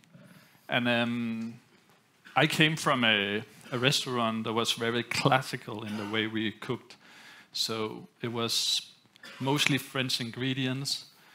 And it was sort of like the thing that was the height of the kitchen was when we got caviar or truffles or even foie gras at some points. But I kind of missed to have a quality produce in everything we do. So a carrot isn't just a carrot, it's the best carrots we get and such. So for me, I was lacking that. And from there, I just wanted to go back a bit and just dive into what we have in our own backyard and use that as a motivation, actually. So domestic is built on 3 pillars. We are local. So everything we source in the kitchen is from Danish farms, as close as possible to the restaurant. And we are sustainable. This is something where we improve on every day. And we try to think about all the procedures we do, but also the decisions we make. And I think someone said it earlier, that we do mistakes, but we learn from them and we improve. And we are present, not just towards the guests, because also a very important note is that we're not meant to be the center of the night. We are meant to provide a good night for our guests. And therefore, it's important that they get what they want and we don't preach. But we're also present with the local community, our farmers. A lot of work goes into actually have a collaboration on this side. It's not just a simple email or a call. Sometimes you might not get what you want. So how are we local? We do it to an extent where everybody nowadays say they're local, but we won't be using any like lemons, chocolate, vanilla, or pepper. Only what we can find in the area, and within that is of course a lot of challenges in it. So again, no products outside of Denmark, as close as restaurants as possible, sorry. And nature kind of dictates what's on the menu. We don't, we just try to be flexible and tight relationship with suppliers. We also introduced a Danish beverage menu. I think it's a fun direction to go in. And I kind of want to dive more into that. So at some point, domestic might only be serving Danish beverage at a point. And then also, we try to also think about the plates, the glasses, the furnitures to be Danish produced. Goals for the future is to become 100% Danish in what we do. And that means also we need to get rid of coffee at a point, which might be a hard one because we drink a lot in the kitchen. Challenges of being local is basically to learn everything from the start again. It's actually crazy how many chefs doesn't know seasons that well. Myself included, when I started, I learned a lot the first years. And I think we could all benefit from trying to source more local, because we don't get that idea when we buy from all over the world sometimes. So some challenge we have is, for example, getting the deliveries. We might get it once a week. It might only be on a day where we are closed because it's a farmer. They don't have that flexibility of delivering every day. So a lot of communications. Also just the wind and weather. We don't know what's going to be for the next 6 months. Something like what they seeded might not be working out, so we need to figure out solutions instead. So there is a lot of flexibility involved in making a menu at our place. But also the season itself. We have diverse seasons. I know it's not as cold as in Finland, but we still have challenges with getting produce in the wintertime. So for us, summer is the peak season, where we are the most busiest with preserving and fermenting for the colder times. And this is sort of like how a season at domestic goes. So if we start in early spring, we have a lot of communication with the farmers, where we help, or not help, I would more say we try to work with them on what they put in the ground for us, so we kind of know what we can expect throughout the year. And then we are also very much reliant on using the ocean at that point on the menu. Then we move into summer. We get extremely busy. A lot of vegetables, amazing. It's also what's mainly on the menu at that point. But again, preserving, fermenting, pickling, salting. So we have a bit for the Lara in the colder times. Then we enter fall, where we rely heavily on what's in the nature. For example, game, berries, mushrooms, etc. So it's a very diverse kitchen throughout the year as well. We feel like we are different for each season. And then we finish off in wintertime, which is by far always a challenge to get through, because you run out at a point. And there's always a little bit of like that Game of Thrones quote, "Winter is coming," feeling about it. But we get through it every year and look forward for the next season, as always. Yeah. Yeah, I guess I can jump in now. That's you, Ben. I'm up. So just wanted to touch a little bit about sort of our local suppliers. Our mindset recently has just been switched from using conventional animals. So we will be not serving pork, beef in that regard. We're going to just take from the wild and primarily focus on invasive species. The list of invasive species here in Denmark is very interesting. You've got mink and some bjørn and all those fun things that we're not quite sure we're ready to jump into yet. So we're focusing right now, we have a wild partridge, which is on the menu. In terms of being invasive, that also covers some other aspects, like our oysters. They're coming from Rømø. And they're just completely covering the shores over there. So we take them and we actually have it on the menu all year round just to do our part in reducing the population. And then hippos or hybenrose, that's something that is flowing through the menu all the time. Yeah, I actually think this was yours. Yes. You go, man. Thank you very much.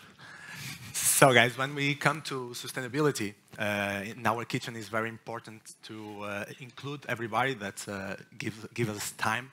So every time that we have some products, we try to engage with our interns, with our students, and we try to put them to think not only what they can use with the primary ingredient, but also having in mind that after you use something, you're going to have some byproducts, and a lot of that byproducts, they are not really very tasty at the moment or very digestible at the moment, and some of our techniques will get along to get these not so nice ingredients to have very much available in our kitchen.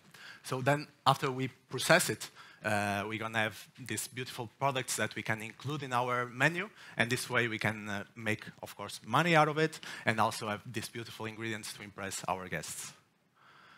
So a lot of our veggie skins, as we've been told, and we also have in our taster, we have some veggie skins, a lot of pulps that we produce from juicing. We have our own juice menu, so a lot of pulps of fruits and veggies come along. And we can, of course, dry them. It's one of the easiest ways, also because they will reduce the amount of volume. So this way, it's also very nice to storage, but also a bit less interesting. So you can also put them to blackening. It's a process that we also do a lot now in domestic, where we take some moist pulps and we put them at 60 degrees, and they will basically slowly blackening, becoming this really naughty, dark caramel tastes, and it will be really nice for either savory dishes or sweet dishes. So we go around with this quite a lot, actually.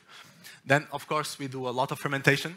Of course, lacto fermentation will be the most basic one, and of course, every chef will get along with it, just to put some water and salt and let it go, basically. So you're gonna get a lot of that. You also saw a picture of our wall in the restaurant is filled with pickling or fermentation, and we are really proud of that. Ben calls it the wall of possibilities, because we are actually, it's not just a show-off. We actually go there and take what we need, because we actually need it a lot in wintertime, so we just have a lot of pride in that. So after that, we also, like I told you, we do our own juice menu. So we do a lot of kombuchas, because it's a really fun project to use a lot of the pulps that we use. So to use a lot of the skins. Of course, skins are not really digestible. So if you cook them really slowly, you're gonna break it down really nicely, and it will be quite a nice add to your, like a garnish to your dishes. Then a koshu. Traditional, of course, it's made on some yuzu peels and some fermented chilies, but of course we don't use any citrus. So we apply that way of thinking of our koshu, like an ingredient and a fermenting spiciness, and we apply it with whatever we want. Right now we did actually quince with peel with some fermented chilies, and they are fermenting right now, and it's quite amazing, actually, very citrusy without using any citrus. So although we don't use citrus, we can get that flavor of it from another ingredient. Also, some garums. Of course, garums, fish sauces. We can also do it from another proteins. It was actually a really nice approach that we are doing right now, that basically if you have a main course that is producing a lot of waste, we can stream it to a side dish to showcase that waste. This past summer, we had this monkfish dish. Monkfish, of course, it's known to have a really amount of waste, a really big head. So we produce it with some corn. So the dish was some monkfish and corn, and we juice the corn, and we produce a lot of pulp. From that pulp, we could do two ingredients. Some beautiful black corn, and also we did our own corn flour. So from there, we took some tamales, that is this really beautiful Mexican dish, that we basically use all the waste from the corn. Then all the waste from the monkfish, we did just a simple mousse that we roll on the corn. In this way, we can use everything from these two ingredients and give it a side dish, and just present to our guests. So this is your main dish, and this is a dish just using everything that we wasted from the first one. Of course, measures, jams, oils, like really basic stuff. But the most important here is just having our people that work with us knowing that the bean is not the first solution.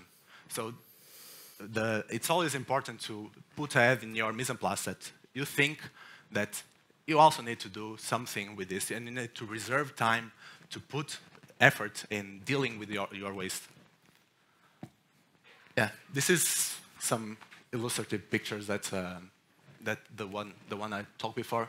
This one was the kosher, and yeah.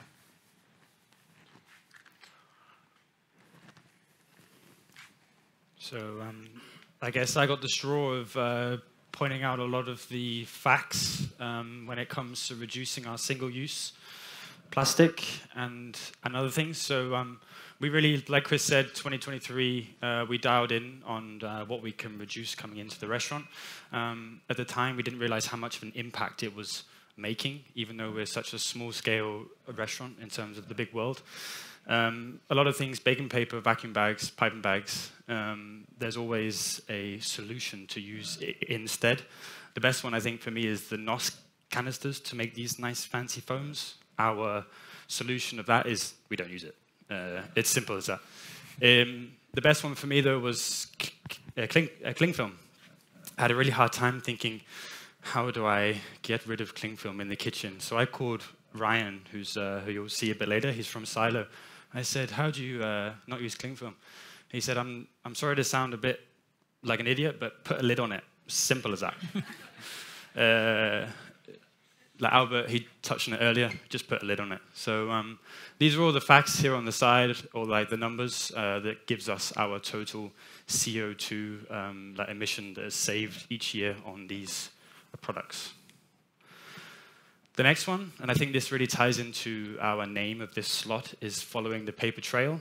We had a goal at the start of the year to become paperless by the end of the year.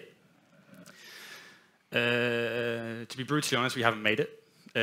But we are really, really working hard and trying our best to achieve that soon. So let's push it to next year. But it's something that's really like on our hearts at the moment.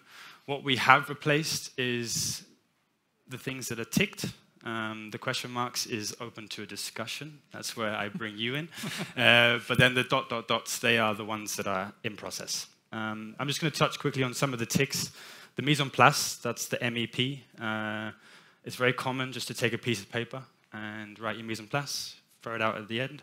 I think we calculated 3,000 sheets of paper we saved a year because we have this system that is built by this crazy nerd over here, Chris. It's on numbers on the iPad, and each section has their own iPad. We're in the future. And on that, we have our mise en place, we have our ordering, we have the recipes. So no one needs to go find a recipe book with really bad handwriting. We have it all like selected on one sheet of paper. That we're quite proud of. I have a little prop here. It's going to be impossible for everyone to see, but you can look at it when you come down. But it's something we're going to be using pretty soon. I got this in 5 days ago. You can't really see it, but it's going to be our gift card that the guests will buy, obviously. And this gift card is made by a company called Spear Papier down in Kolding. And they use recycled paper from companies. They used recycled fruit dyes as the ink, and they put in 27 seeds that is good for agriculture, good for the bees and the butterflies. So this gift card is meant as something for the guests to take back after their meal and plant, and then they have the memory growing for a little bit longer. That's the idea with this. So I got this 5 days ago, or we got this 5 days ago. It's just starting to sprout. The lady told me I couldn't do it in 5 days, and I proved her wrong. I'm sorry if she's watching this, but we're about to go into collab with her, so she's going to be happy about that. Paper towels, another big one. I'm just going to keep walking back and forward now. So we all know Textilia. I've seen some tote bags around, and they do this cloth made from recycled linen. Sometimes it's t-shirts, sometimes it's towels. We use this as a towel to clean our hands when we wash our hands. It gets sent back to the company, and they wash them and send them back. It's very common to get these towel dispensers, and you sometimes maybe take 2 or 3 because you're in a bit of a rush, and we calculated that was 535 kilos a year just on the things above the sink. Of course, there's the washing and there's the transport, and I'm not quite nerdy enough to figure out if it's good or not, but for us in this time, we think it's a very good solution. Yeah, there's a lot of other things that we're doing, which we think is exciting, and I think maybe the sticky notes and the toilet paper, we can have a discussion at the end, maybe. Yeah, a present. The third pillar, and I think this ties into a lot of basically what we're doing now, how to stay relevant.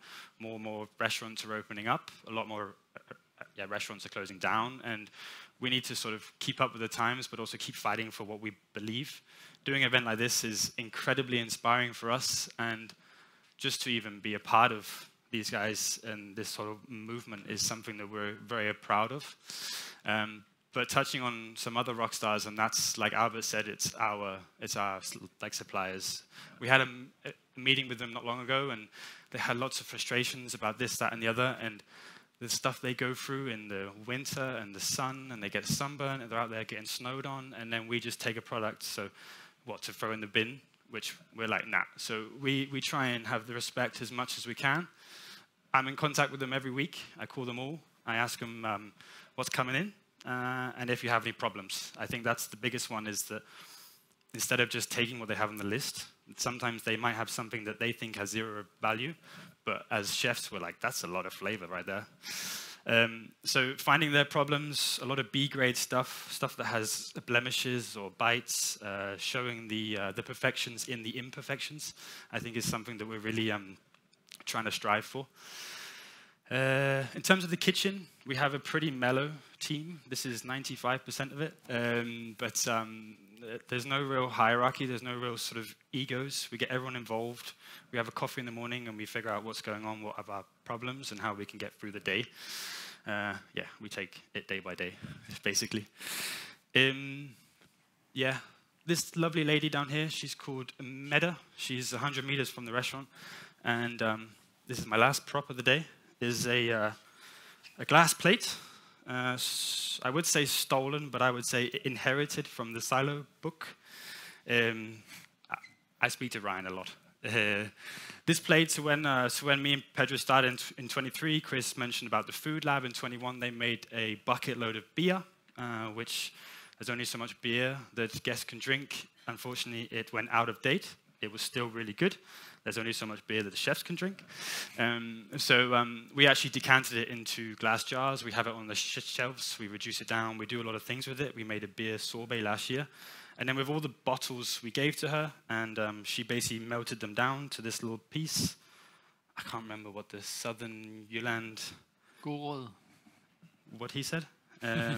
That's like the pattern that's on the plate. And I think we're very proud to like serve something on this because we've given that glass another life.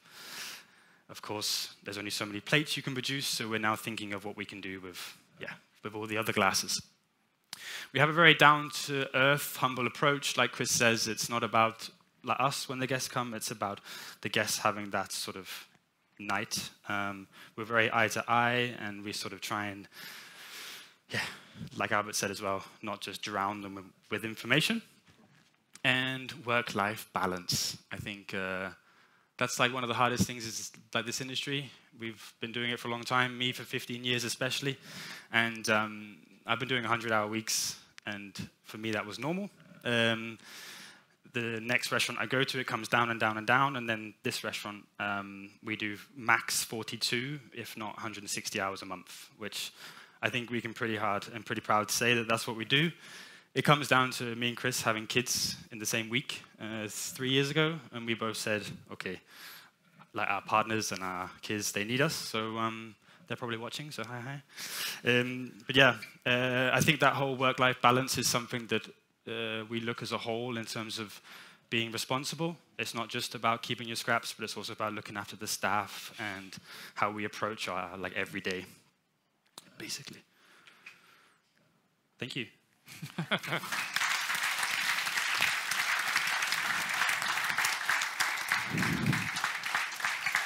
Thank you so much. Inspiring again. We need Ryan mic'd up and get ready. But first, let's serve a little taster. Sorry about that.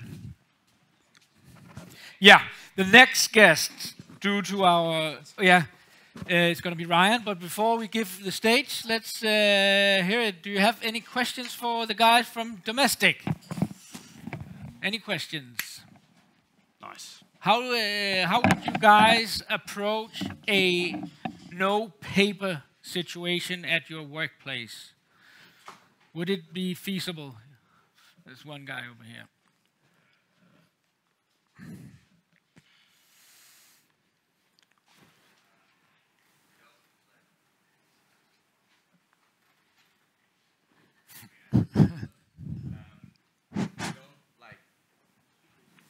We don't do like that much about the paper situation, but we also got the textile, like hand clothes. So we already get our chef clothes washed at the same company. So we saw like that we could also get the paper clothes for the toilets. Then we were like, okay, they're already like delivering clothes and washing our clothes. So we also went to take the hand clothes from Textila And yeah, it's actually been great so far. No complaints or anything, so it's working very good. Thank you. Nice. Thank you. We have one more question down here. Yeah, we need the mic for the guys on the other side of the camera.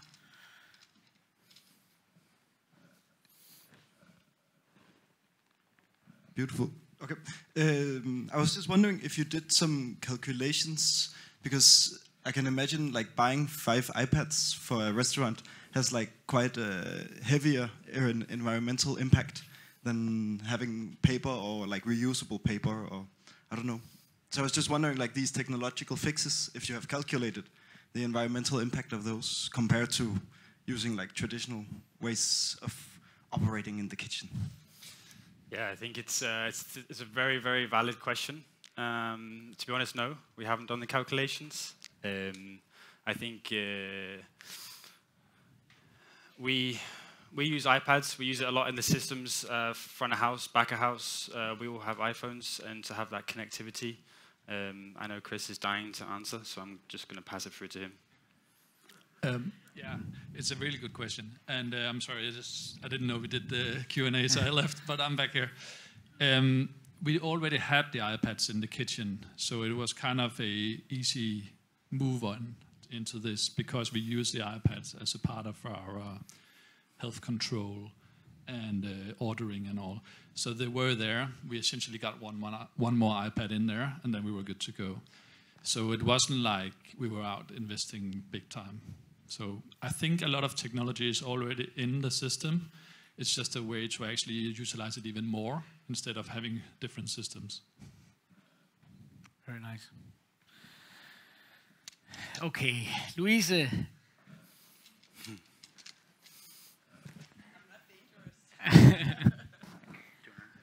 Hey guys, thank you for a nice presentation. I think in general it seems like you're good of being open-minded and sharing your knowledge. I was just thinking, like, is there any platforms where you share, or is it more that chefs has been on other restaurants and then, you know, I know Ryan, I just call him, but it's not everyone who knows Ryan. So how do you communicate and get the knowledge out there? Yeah, I think we actually talk a lot with our peers, and of course that's a bit of a close communication, and that doesn't really reach everybody. But I think we do actually a really nice job by promoting it on Instagram. I know it's a very affordable way of doing it in a very sharp and direct way, but that's the outside communication. And of course, if you talk with chefs and you admire the work of this person, what he's doing, what he's capable of, and you are interested, oh, this guy is doing this, how does he do it? Because if you think of, he already put the work of researching on it, so it's very nice to share, and then you do the same way to another restaurant, and then you create this chain of commands that everybody will get inspired on it. So, of course, this is a very close way, but I think then our social interaction is also very forward for sustainability thinking and sharing. Thank you. So I'm not overstating this if I say that the next talker is from a leading star of the zero waste movement from Silo in London. Ryan Walker, please welcome him.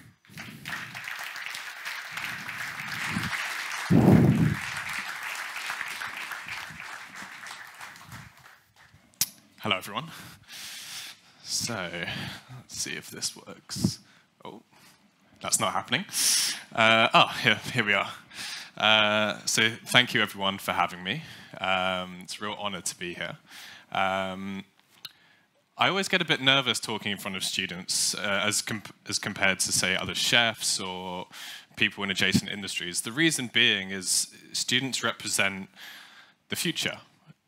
A large part that we don't talk about in this journey of sustainability in restaurants is the amount of unlearning that has to happen to be able to start implementing ideas and techniques and so on and so forth. We're so... trained and dialed in as chefs on systems that don't work or work in favor of sustainable projects, that we forget, I guess, how to start. What you guys have is kind of a blank slate to make the right decisions at the start of your career, instead of having to go, say, 10 years into the industry to then figure out, okay, this maybe isn't the right way to do things.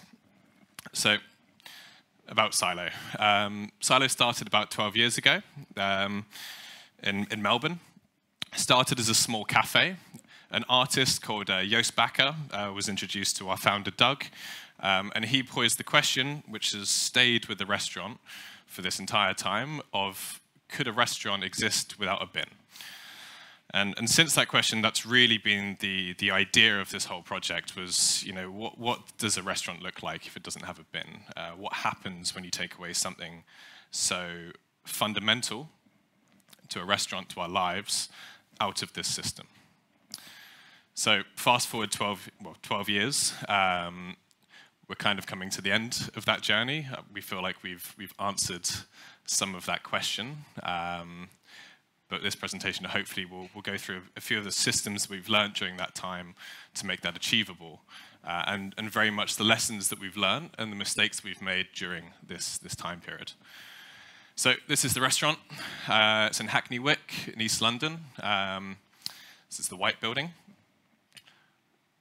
This is the inside of the restaurant. Silo's gone through many iterations, starting as a small cafe, serving raw milk and brunch, moving to Brighton later on after a couple of years. Doug started a restaurant with very little resources. He would take like a 4-top gas burner from the street that only one burner would work, and that's all you had to cook on. Very low budget, very kind of grassroots, very Brighton, if anyone was in Brighton in that time. This is kind of a far cry from that restaurant. Every kind of material in this space is either renewable, regenerative, or made of excess. I know people have talked about this in previous presentations, but you know, we want to create this environment in the restaurant which it's not centered around waste or necessarily even sustainability. It's to create this environment where you feel welcome, you feel comfortable. It should just be like going to a restaurant, not a restaurant that is trying to shove the idea of sustainability and zero waste down your throat. You pay this money and you come for this experience. That's the last thing you want to be given. But in terms of materials, we're using like waste plastic for the countertops, sort of waste medical plastic. On the ground, it's cork flooring. Ceilings, it's lamb's wool or sheep's wool. And this kind of lining on the table, kind of counter, it's offcuts from Italian leather shoemaking. So a shoe is not shaped like a cow, so there's a lot of trimmings of this kind of production. I guess what this showcases is that sustainability is beyond the plate. It's not just about the food, about the systems. This is a large part of what we do, but it's every kind of aspect of a restaurant and of an ecosystem. It's kind of another shot of the restaurant. To escape using kind of paper, we project our menu on the wall.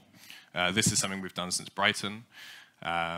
We also played around with QR codes and so on and so forth, but we always end up coming back to this method. This is another shot. So on our host stand, this is all of the excess wood from building the restaurant. It was kind of cobbled together through joinery, and then it was carved into the shape of a tree to try and use every little bit of material in the restaurant. And then we've got some mycelium lamps as extra sort of parts. This is smile plastics. This is one of the main materials used in the restaurant. This is different types of waste plastic streams in different colors. They're sorted, graded, and then pressed or heat pressed into these sheets. We're starting to see a lot more of these now, but when the restaurant was built 5 years ago, this was sort of the kind of early days of this material. This is what we call our cork and stocks. So we'll get on to wine bottle wastage and the issues around that supply chain shortly. but this was an artist also in Hackney Wick. They came by the restaurant one day. We do a little tour where we like show people like, oh, here's all the corks and wine caps that we hoard or silo. We don't really have anything to do with them yet, but we're keeping them just in case someone comes along. And this guy was like, oh, have you tried turning it into the base of like Birkenstocks? And we said no. And fast forward a month, this guy comes back to the restaurant and he's like, here's some shoes. We haven't yet rolled them out in the kitchen team. But that would have been the idea. And also actually on the top, this is waste. Like when you lay a roof, you have a damp-proof membrane that goes under the roof. It's really strong, but there's also a lot of wastage in that, and that makes the top. So it's actually a really functional shoe. The problem with corks and why you can't just recycle them or compost them, etc. Cork is a very regenerative material. It's a wonder material. The problem is the industrial resin that binds that cork together can't be recycled, can't really be composted. But actually, it's great in shoes because if you then bind that shoe again with this industrial resin, it's extremely strong and very, very durable. I'm sure there's many chefs in here who have bought many, many pairs of Birkenstocks and have had them break and crack. These will last a lifetime. On more upcycling of materials, we don't use NOS canisters in the restaurant. I think we maybe have used them a couple times, but in general we haven't. But in Hackney Wick, it is notorious for raves and partying, and maybe pastry chefs. But you see a lot of these all around. There's one day Doug was cycling into work, and they're clearly been quite a heavy rave before. We're in an area called Queen's Yard, which has many nightclubs, and he almost came off his bike going over these. So he had the idea, could we turn these canisters into something? Fast forward to this lovely man named Tim. He took these canisters and is now making knives. So he runs a company called Clement Knives. They've gone through many iterations from this first kind of prototype. Handle is actually made of milk bottle tops. He's gone from this to making some very, very excellent knives. Tim again. So we exist within a human system. I kind of want to briefly talk about the word zero waste. Silo has been talked about as like the world's first zero waste restaurant. Zero waste was never a term that, say, we coined, or I think really anyone from the industry. It was a term given to us by journalists or by kind of the media. It's not something that, I mean, it's where the industry has moved into in terms of terminology, but in a human system, there's rarely ever zero waste. People make the argument that zero waste doesn't exist, but if you look into nature, zero waste does exist within parts. So when we say we're trying to be a restaurant without the bin, really what that means in more of a wider view is that we're a restaurant trying to be closer to nature. That's really the goal. It's to achieve a system similar to what already exists within nature. But because we're not in nature and we're humans, accidents happen. So we make sure we receive all of our ingredients in reusable packaging or just in milk crates or so on and so forth. But sometimes every now and then there's issues within this system. For example, an intern at the dairy company realizes that the one restaurant in his entire supply chain that takes the dairy in milk pails, is like they don't know what that restaurant is, so they send us plastic. And sometimes this happens. You need to run a service. You need to use that dairy. You can't get rid of it. You can't just send it back. So we keep that waste. We silo it. We're touching on the name of silo. A silo is a vessel to store things until they have another use, whether it's wheat or so on and so forth. You do the same thing with excess plastic in your restaurant. So we keep all of this. It's about 3 years worth of waste in the restaurant, and we turn it into kind of art. So this is our, we call it the Tesseract. This represents 3 years of waste in the restaurant, condensed into a cube.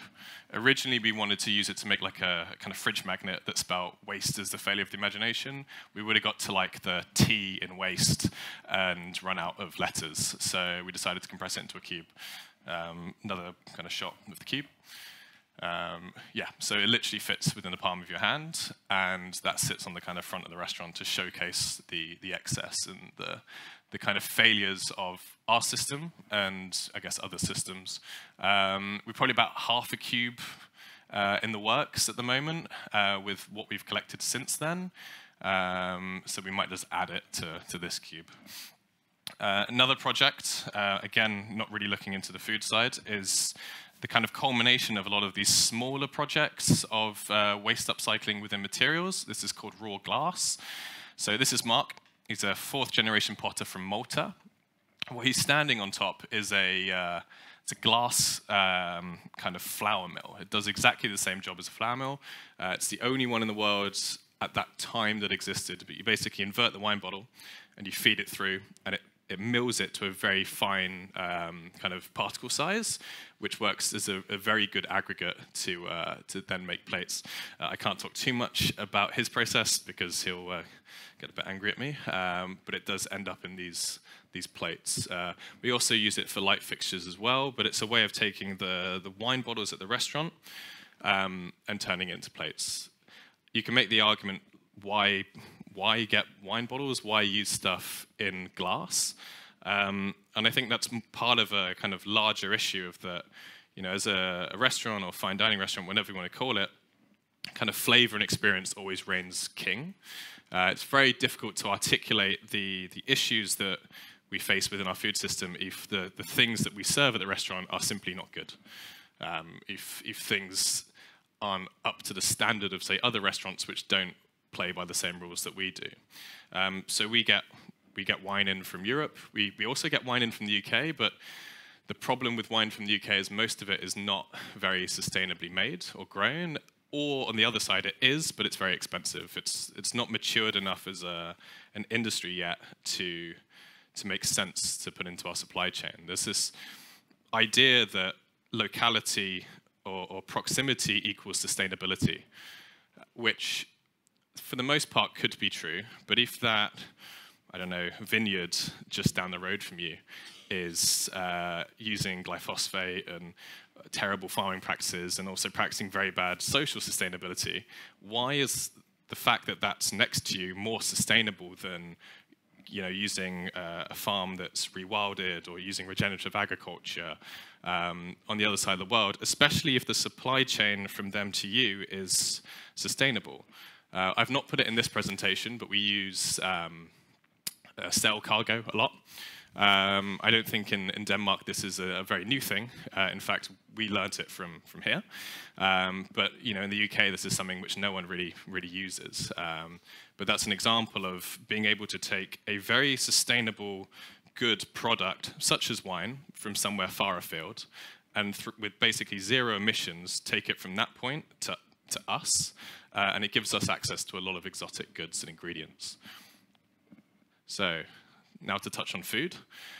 This is an example of I guess one of the closed loops within our food. So we start with the bread. Whenever we get ingredients into the restaurant, we always focus on the whole ingredient. So we take wheat and we take cream. The reason we take wheat is because we mill it into the flour to then make our bread. Byproduct of that is bran. We take the cream to make our butter. So we culture our cream and then we churn it and we get butter and we get buttermilk.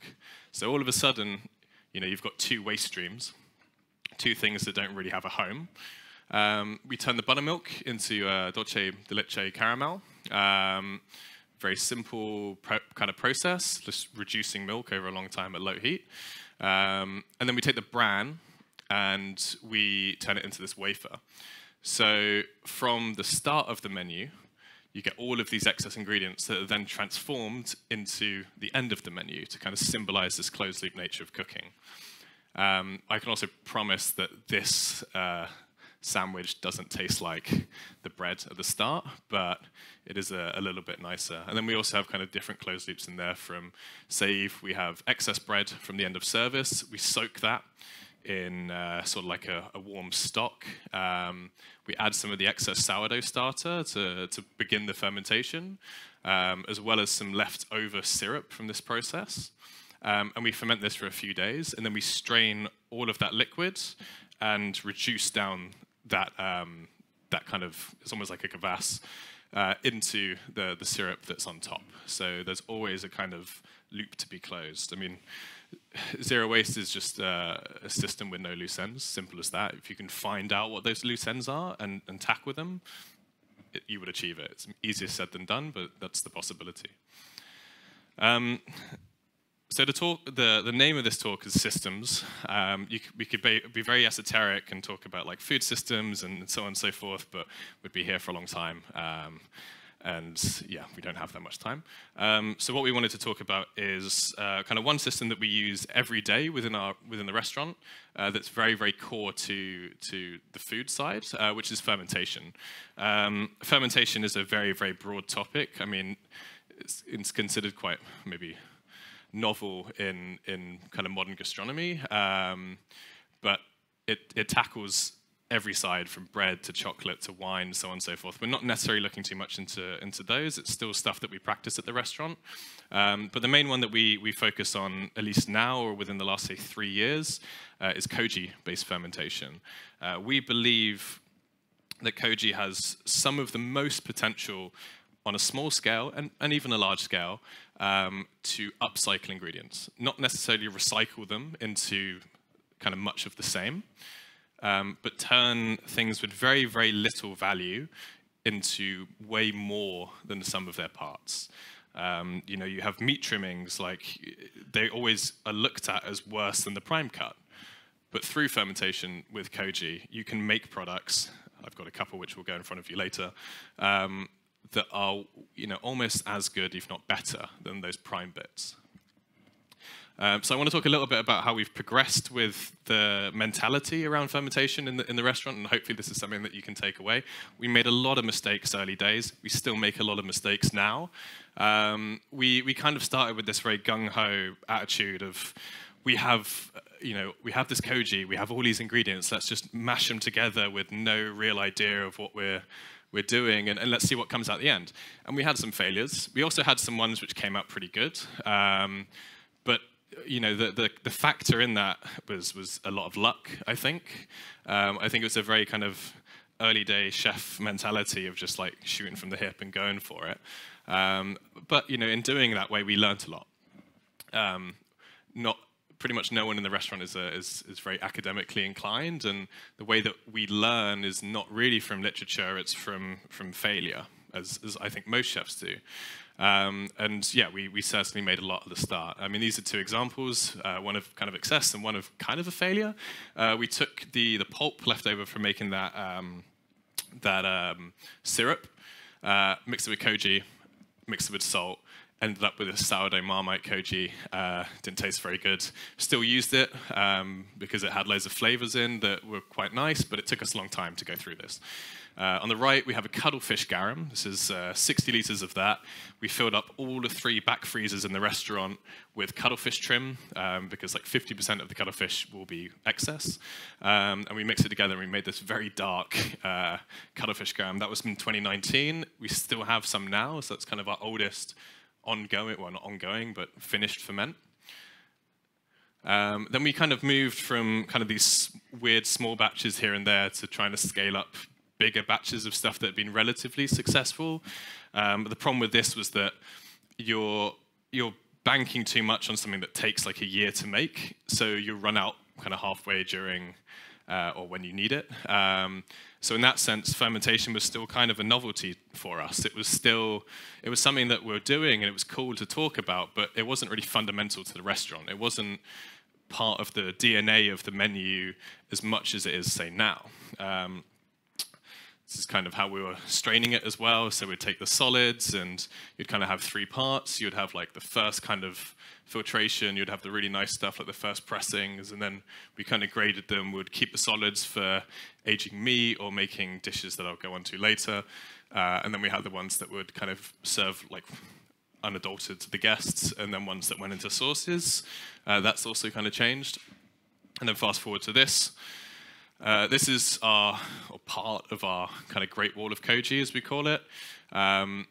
This is a brief snapshot into the would-be waste of the restaurant. It's yeah, kind of a way for guests and chefs to realize like what would have gone into the bin if we had one, if we weren't utilizing it and fermenting it. And we've got some weird stuff in here. I mean, we use like velvet crabs, which don't actually come from a seafood supplier. They come from our seaweed supplier, because they're just randomly taken up when they harvest the seaweed. No one wants to buy them because prepping a velvet crab is a pain. There's not much meat. So they actually send them over to us live, and we make this kind of velvet crab garum.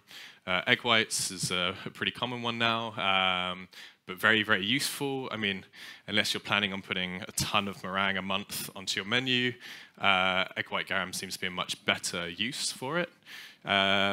And it's not just our waste, it's our suppliers. You know, we started working with a mushroom supplier about 4 years ago called Merit. They started to grow shiitakes. Shiitake is quite a difficult process to cultivate these mushrooms, so they thought it would just fail.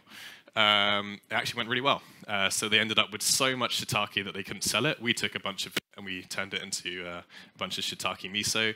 That would normally be something that's way out of the price range of a restaurant. Shiitake is very expensive, but it was a waste product to them. Likewise with parmesan rinds, there's a pizzeria downstairs. They take whole wheels of parmesan. In the night, we went into their fridge and took some of them, and it makes a great garum, very cheesy, and so on and so forth. That's what it looks like normally. It's about 1.5 tons of ferments going at a time. And this allows us to utilize this in our menu like every day. Some could argue, like, are you overproducing? But the answer is, well, if we wanted to, we have techniques where we could go through one of these a week if we wanted to, but we choose to be sparing with it. We choose to utilize stuff when and where it makes sense. We don't really have any calendar of like, it will be ready then, it will be ready here. It's more just intuition. But what that allows us to do with our menu is, instead of going the normal route of, okay, what's in season, what's local, et cetera, and selecting that first, then building back from the ingredient, we actually build back from our pantry of ferments. We go into this back cupboard, we look in here and we go, oh, okay, the dairy garum is nearly ready, or this one's quite young, so it's a lot lighter in flavor. How do we utilize this? And then we look at what's in season. It's like, oh, great, asparagus is in season. It's going to go really well with dairy. It's almost venison season. Is the venison garum ready? And we kind of build back from this. And considering this would have been a bin for most people, we consider this like a building back from the bin, in a sense, as opposed from going from the front of your kind of supply chain, which is ingredient first. We're trying to go from our excess. So one of the first dishes created with Koji, this is actually a George and Lara dish, was the quaver. Quaver is not a great British snack. It's a cheesy, salty, sweet crisp you buy in the supermarket. This is a homage to that. So all of the solids, or not all of the solids, but a lot of the solids left over from the garum process, we separate off. We blend it through with some tapioca. Set it like kind of a prawn cracker, fry it.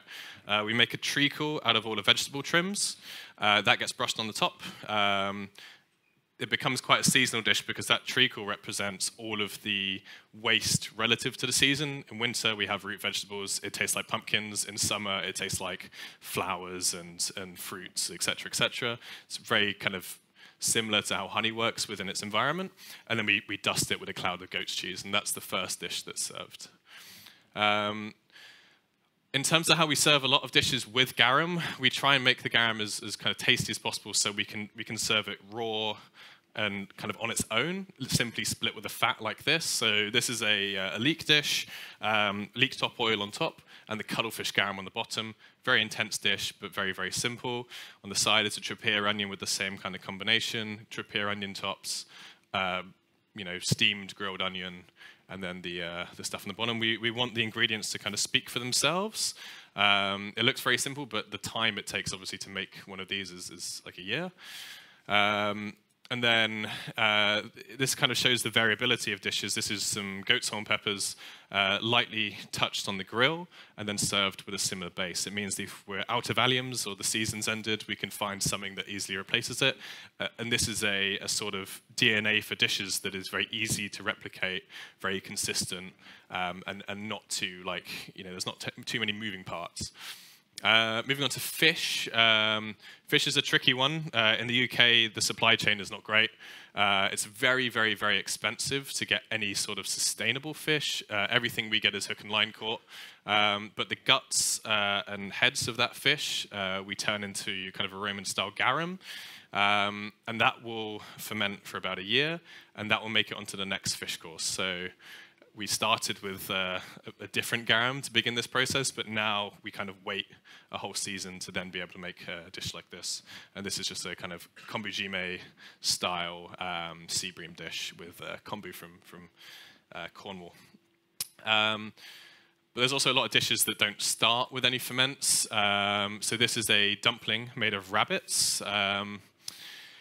You've got some kind of spring onions on top, and then the actual dumpling itself is made of excess bread, and then a rabbit jus. But then you can kind of start making these really weird, almost witch's cauldron-esque ferments. This is rabbit head, chicken offal, maris koji, rice koji, and we use dashi, the excess kombu from dashi, to make the liquid.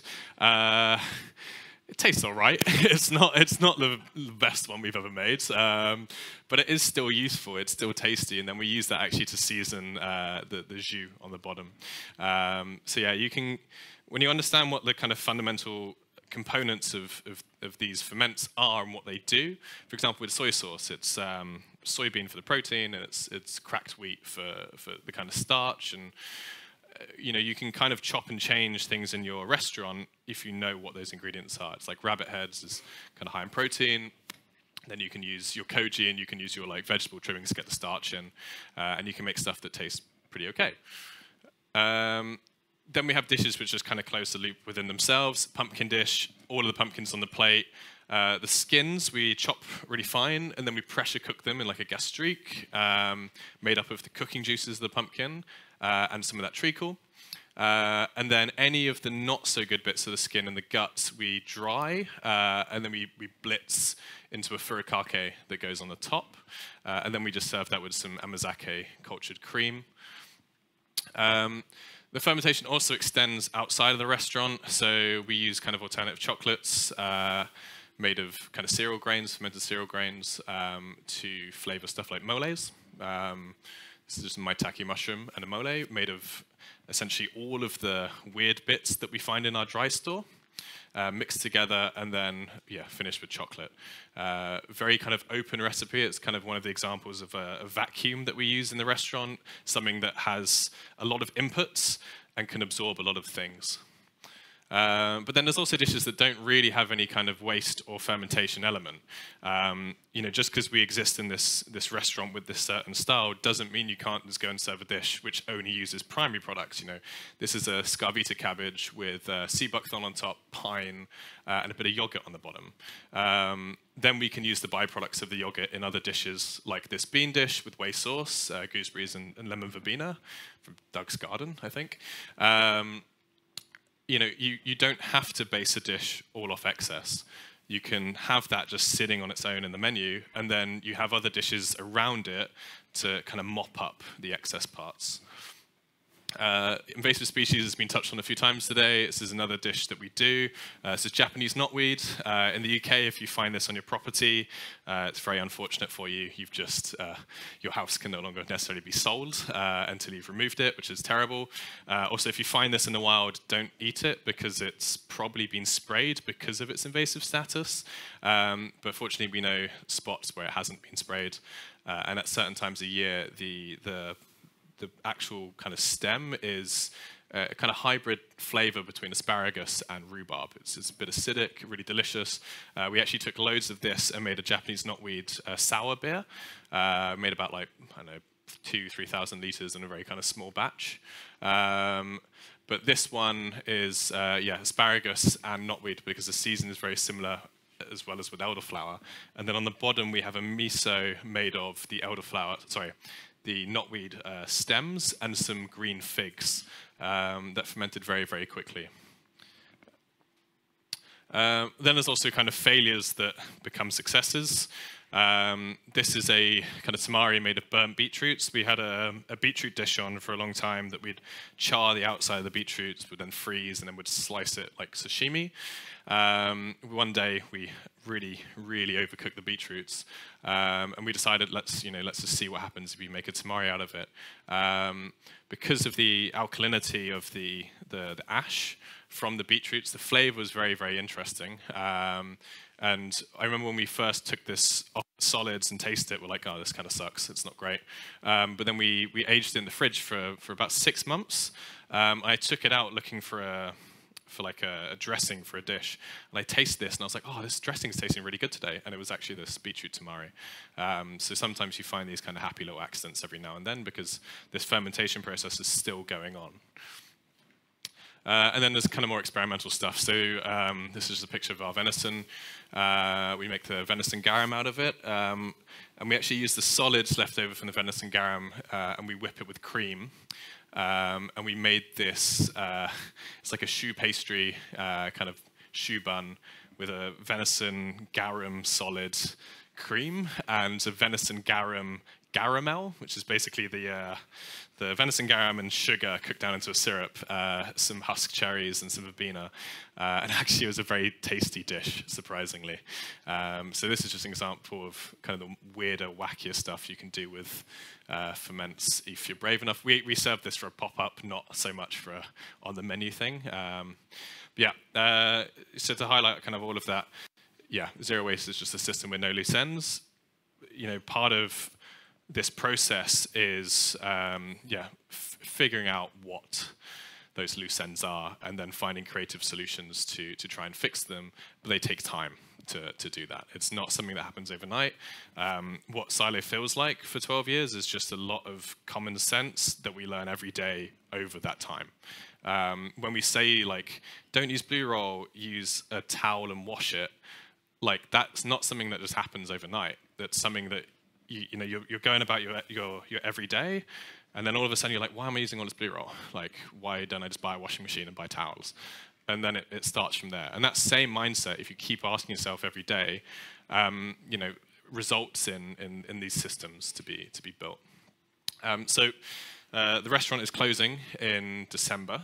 I'd say closing, the idea is to close it for a period of time to focus on other projects, and then potentially reopen it. With every creative project, you start with an idea and a question. That question was to not have a bin, and we feel like we've gotten quite far along that journey to the point where we want to reevaluate it. So there's plenty of projects going on, but one I'll talk about to kind of extend this is Flux. This is our upscaled fermentation project. So we're taking the teachings in the restaurant of using waste products and like, I don't know, streams of industry and so on and so forth, and basically trying to scale up this fermentation side. So maybe in front of you, I don't know where the soy sauce is going. I know there's 2 here. Perfect. I'll pass one to you, and actually I'll pass 2.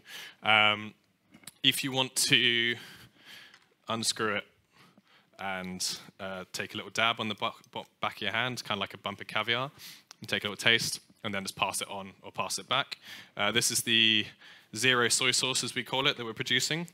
So this is made with marrow fat peas that are not deemed fit for human consumption, as I see a couple of you like, oh, what? So they are like good for human consumption, it's just they are misshapen. So they're either too small or too big, and they're not a perfectly round pea. So for some reason, it's considered wrong. These are peas grown in a regenerative system. They're absolutely excellent. They're some of the best peas we've seen. Marrow fats, for context, are the same thing you use to make mushy peas when you make a fish and chips, or good fish and chips. And then the other part of this is spent brewer's grain. Spent brewer's grain, for many reasons, is really gold. It's It has a lot of kind of flavor enhancing properties like curcumi and so on and so forth. And you know, if you think about this ingredient as a product that you would have to make as a precursor to making, say, soy sauce, it'd be a very expensive ingredient. You'd have to crack it and malt it and so on and so forth. It's very labor intensive. So what we're trying to take is 2 waste streams, one from regenerative agriculture, both British grown, and mix them together to make a product that tastes hopefully as good as commercially available soy sauce. But the benefit of this process is it only happens in 4 weeks, not a year. So the hope is later on down the line we can scale this up to actually take large amounts of food waste. But at the moment we are simply just growing lots of koji. We grow about 750 kilos a batch, a peak 6 tons a month, to try and build a base to actually start this project properly. Fortunately, at the moment we are using rice, which is a contentious supply chain. We're getting the best rice we can from Europe, but it's very, very expensive. So we're looking at trying to figure out a better alternative to this. But I want to finish this on this quote, which is kind of the mantra of the restaurant, which is waste is a failure of the imagination.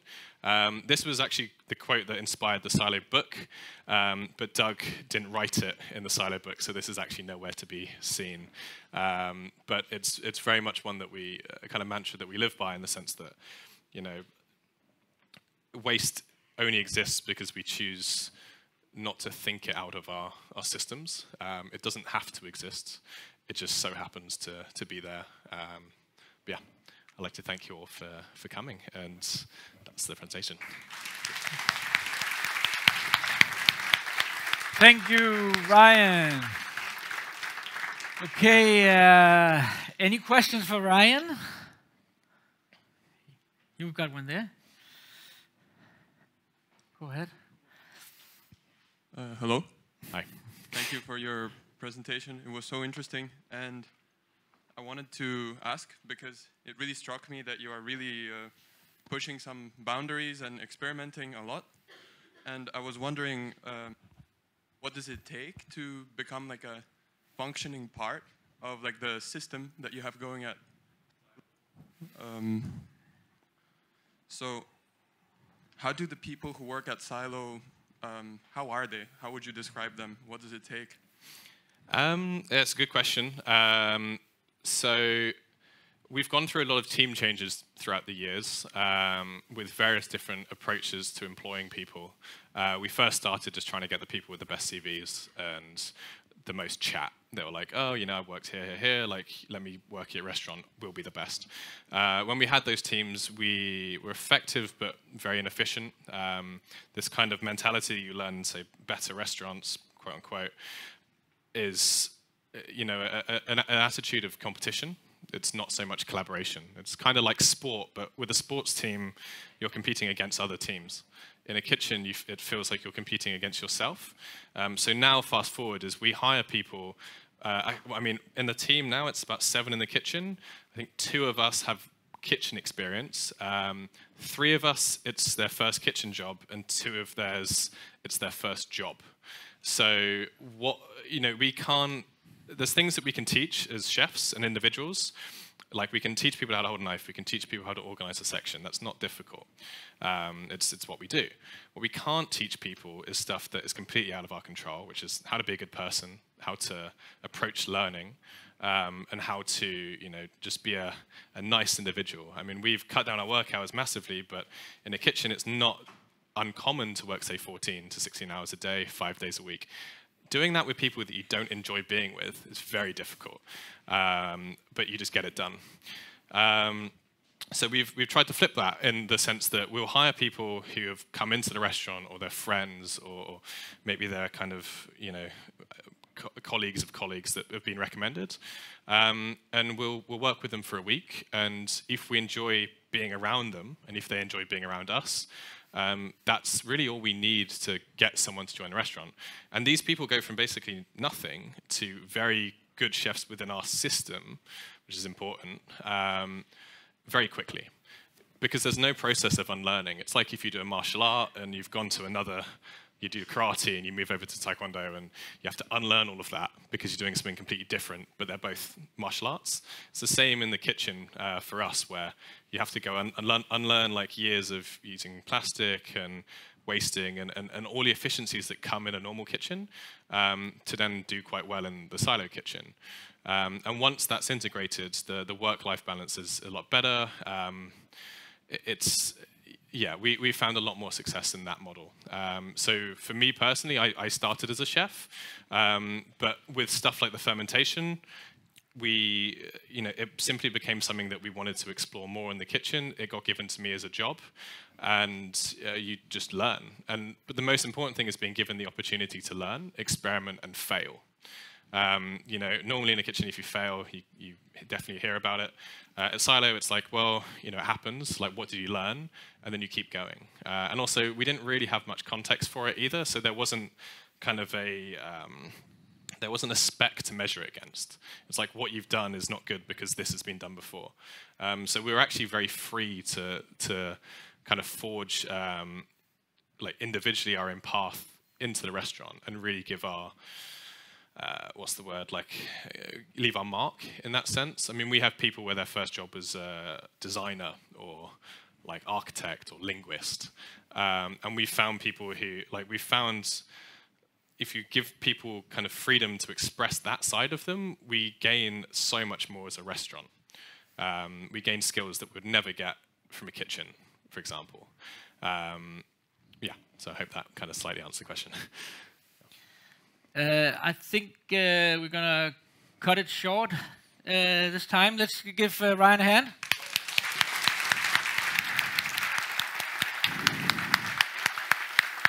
So,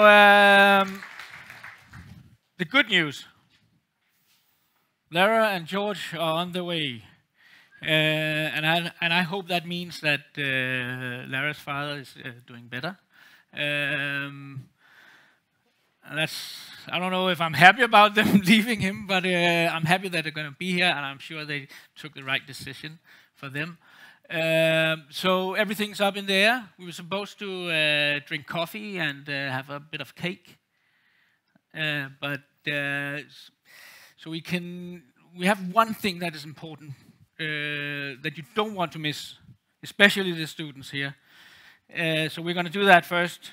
We're going to have a raffle because Matt opened a new restaurant, and he wanted to give the students who are here today the opportunity to come eat there.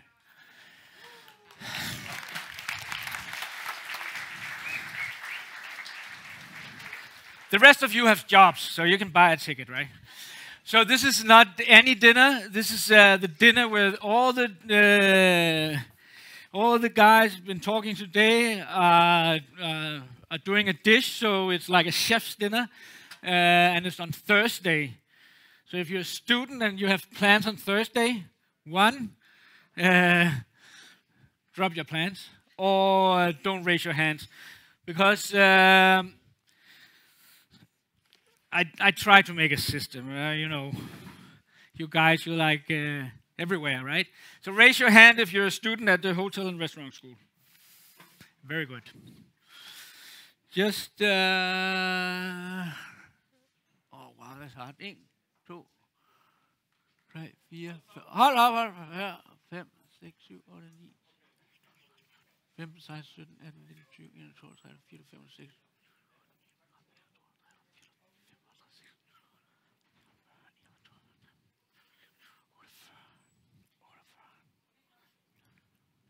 Okay.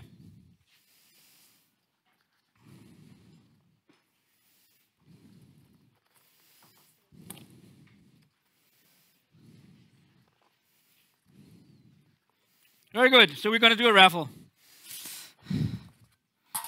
With 51 of you today.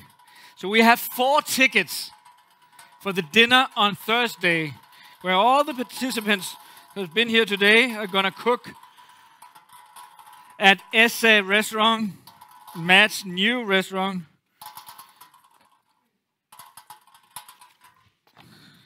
and everybody else are just going to enjoy happy faces in a moment. And if you're a student and you don't win, be a good person and be happy for your fellow students. Right? Talking about being a good person in a restaurant. That's a good thing if you want to work at places like Silo, right? Okay, let's do it. Are you excited? Yeah? Okay. It's okay, raise your hands again.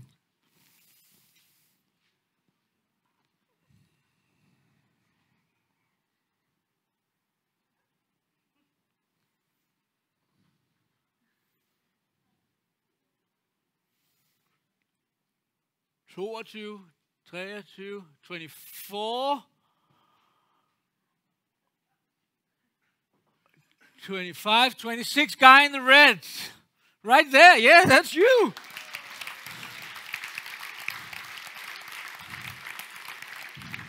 Okay, I'll just take another number. Number 11, raise your hands.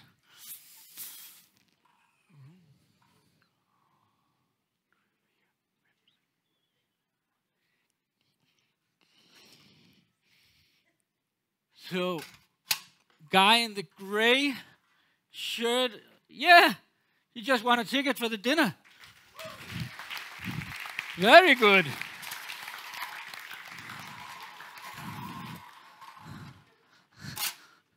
You're going to eat together, you're going to sit at the same table. Do you know this guy? You know him? No. You have a new friend. Okay. Raise your hands. Okay.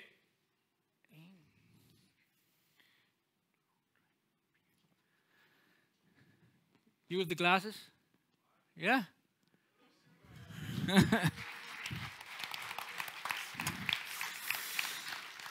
Okay, the last one, we're going to give it a spin, right? It has to be fair. It has to be... Well, that's a large number. I have to count a lot. Okay. Raise your hands. Yes. Also the guys who won. Raise your hands because I'm going to... Yeah.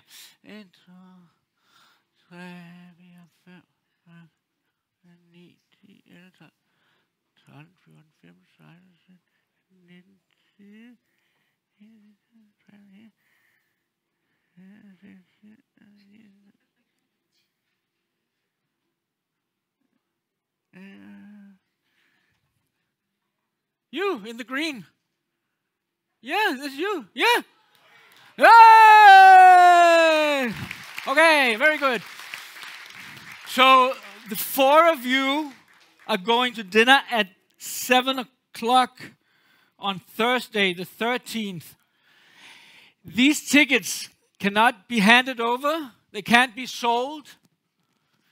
They're personal. Okay? So if you can't make it, please tell me now. We don't want to... yeah. You can make it on Thursday. You don't have any plans. No handball. Oh. Well, yeah. Good. You'll come pick it up after this. There's coffee and cakes in the lobby right up here. Let's try to make it 8 minutes. And hopefully Lara and George are flying in. I hope that you have a spare 10 minutes to listen to their talk. It's very important. Came all the way from Lisbon. If you don't have, it's okay. You can leave. But I hope you have a spare 10 minutes. So we'll go over time, like 2:15. Is it okay? Yeah. Thank you. Okay. Our last guests are arriving in a few minutes. And when they come in, I want you all to give them a big applause. But while they're getting out of the taxi, hopefully right now, I had some questions. You had a brownie right now, right, at the coffee stand? It's made from our spent coffee grains, yes, from the canteen. So it's spent coffee grounds, and it's husks from chocolate, from cocoa. We have a chocolate workshop, craft workshop at 5th floor, where the students, you've all been there, right? The chocolate workshop?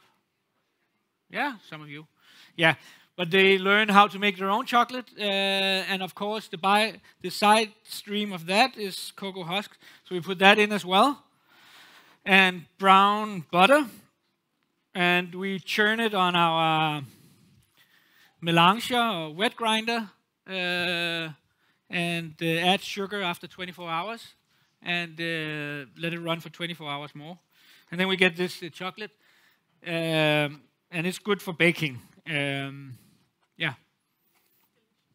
And on top there was banana peel syrup. One of Matt's shows. Yeah, it's fun. So remember to save the peel. Under your seats there were some bags. They were sponsored by Textilia, the line Upcycling. So it's all recycled materials.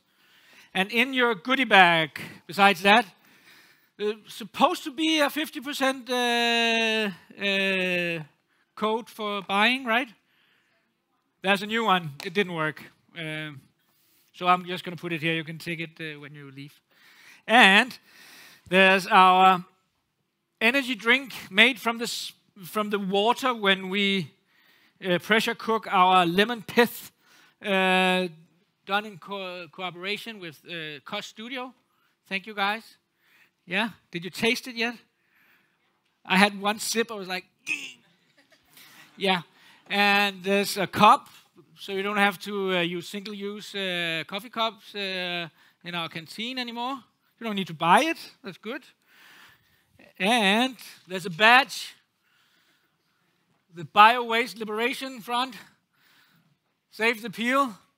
Just to remind you all to save the peel, because you can make tasty stuff. And last but not least, a magazine that we've made about the Project Geist. This is the English version, but you can read about all the fun stuff we've done. This is Rasmus standing there, yeah. And we have our foraging workshop as well. So you can read about the projects there. I'm just paddling. Any questions for me? Or Rasmus? Yeah, come on. Well, I asked it to you earlier, whether everyone wants to have coffee, but I think... One moment. Hey, thank you so much. This has been so inspiring. I was wondering, in the, how do you say, in the light of all the ideas about open source and sharing, I feel like you have so much inspiration and innovation happening here, being the people teaching students. And I, in my role at the Swedish Research Institute RISE, we work with bringing the research to applications in the restaurants, to the chefs, and we want to do this collaboration. And I was wondering if you would be willing to share some of the recipes, the insights. Maybe we can collaborate, because I think this could also be brought to many other places. And our next step is to bring all this innovation to chefs working with the 4 million daily public meals that are served in Sweden, and trying to bring more upcycled food into that market that is totally unexplored today. So we would just love to have this inspiration from you all. I mean, from the start,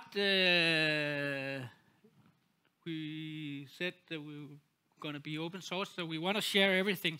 But we didn't start with a platform to share.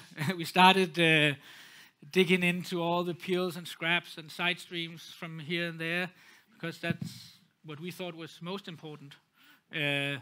We also do other stuff than side streams, seaweeds and grains and so forth. But we, yeah. So, but we're at a point where enough people ask us and I'm just sending emails with notes. So yeah, we're gonna do something. We have like a website called GastroWiki where we're gonna publish all our recipes for free use for everybody. Yeah. You're welcome. Very good.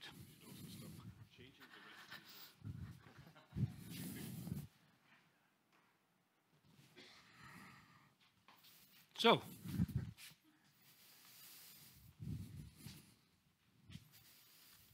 paddling no more.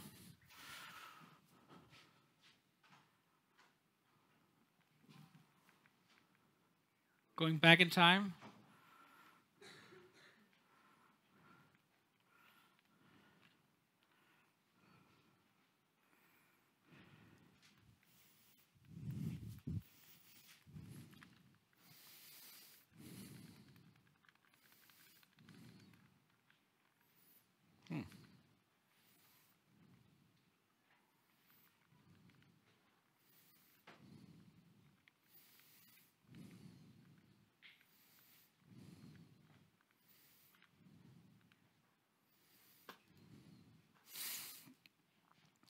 So I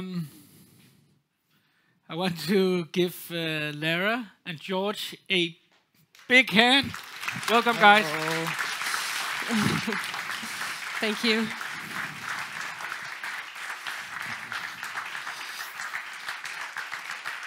Apologize for the delay. Hi, guys. Sorry for the delay. Thank you. Thank you for sticking around. Thank you. Oh.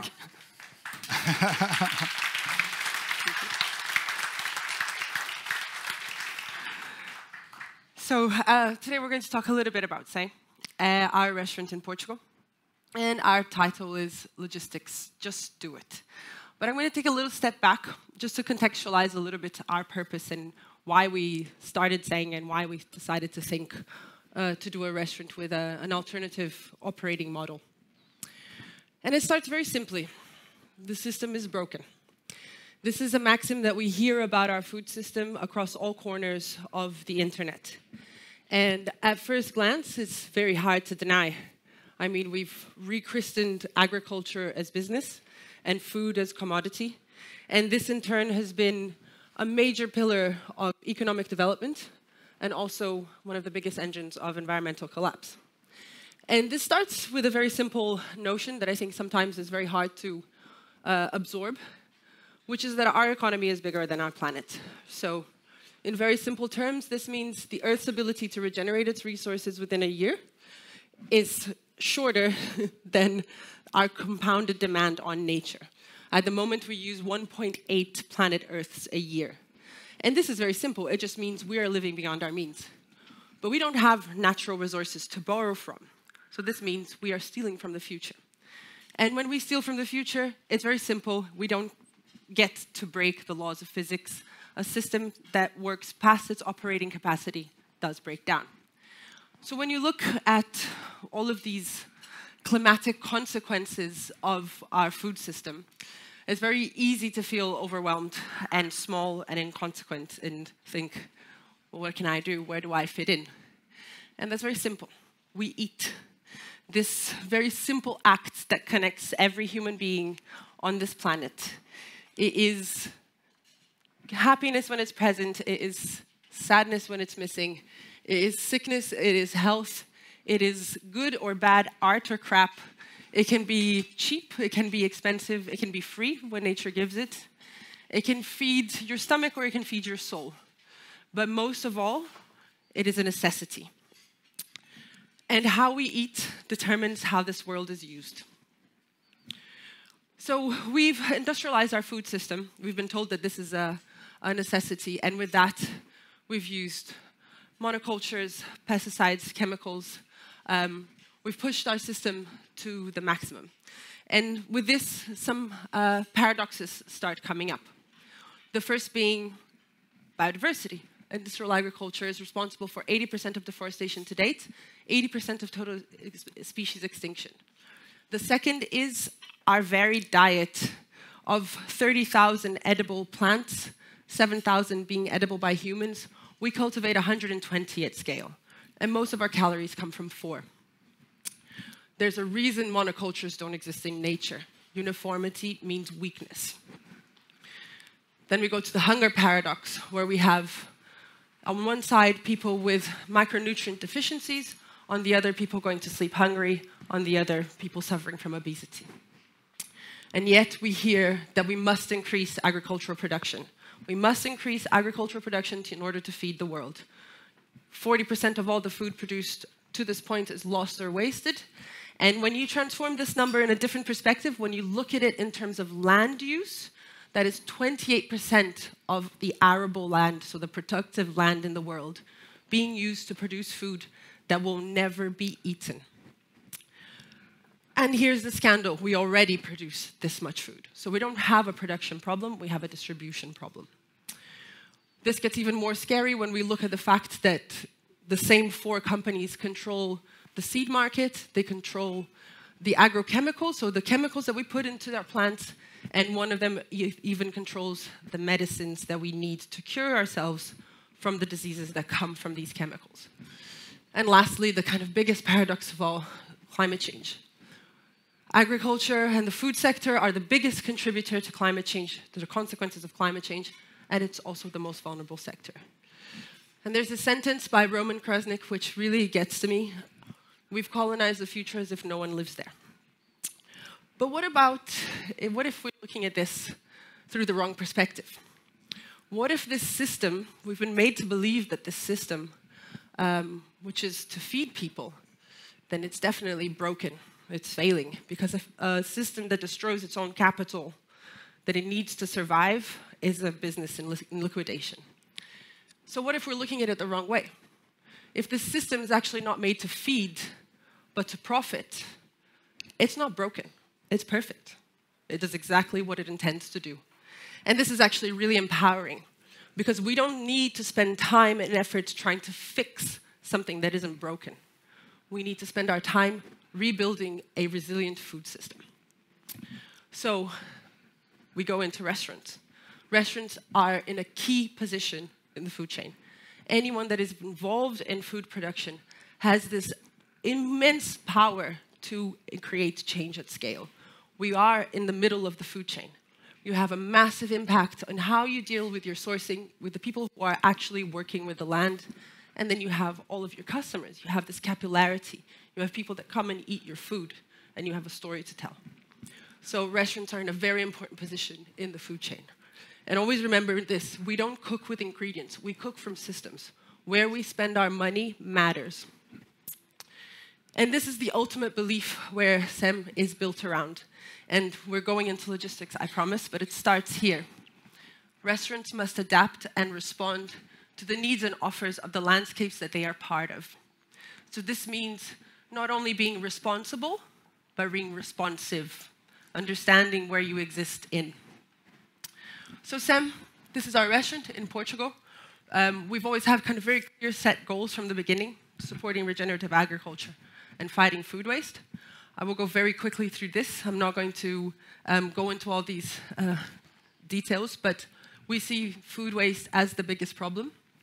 And there's this video that I always like to show, Project Drawdown, which is an initiative by Professor Paul Hawken. And he lists it's a massive list of actions and their impact in terms of gigatons of CO2 reduced or sequestered. And when you order it by impact, before eating plant-rich diets, before reducing your travel, the first thing that has as an impact is reducing food waste. This is literally the most impactful action an individual can make, is to reduce food waste. And restaurants have that power compounded. Why regenerative agriculture? Because we see it as the best solution. I'm not going to go into details of what regenerative agriculture is, but a set of practices that see the farm as an ecosystem. They work alongside nature. And biodiversity thrives because of the symbiotic relationship between plant, animal, and human, and not despite of it. This is one of my favorite sentences ever. It was the theme of a conference in Ireland called Food on the Edge in 2018. And it says, I eat therefore I farm. Never forget that every time we eat, we either contribute to the problem or the solution. So yes, supporting regenerative agriculture, because we see this as an efficient, measurable, and scalable framework for change. And again, restaurants have that power compounded. Can I have some water? So logistics, what's our operating model? This is how SEM works. We work directly with suppliers. This means we create our menus according to the suppliers that we work with and their availability.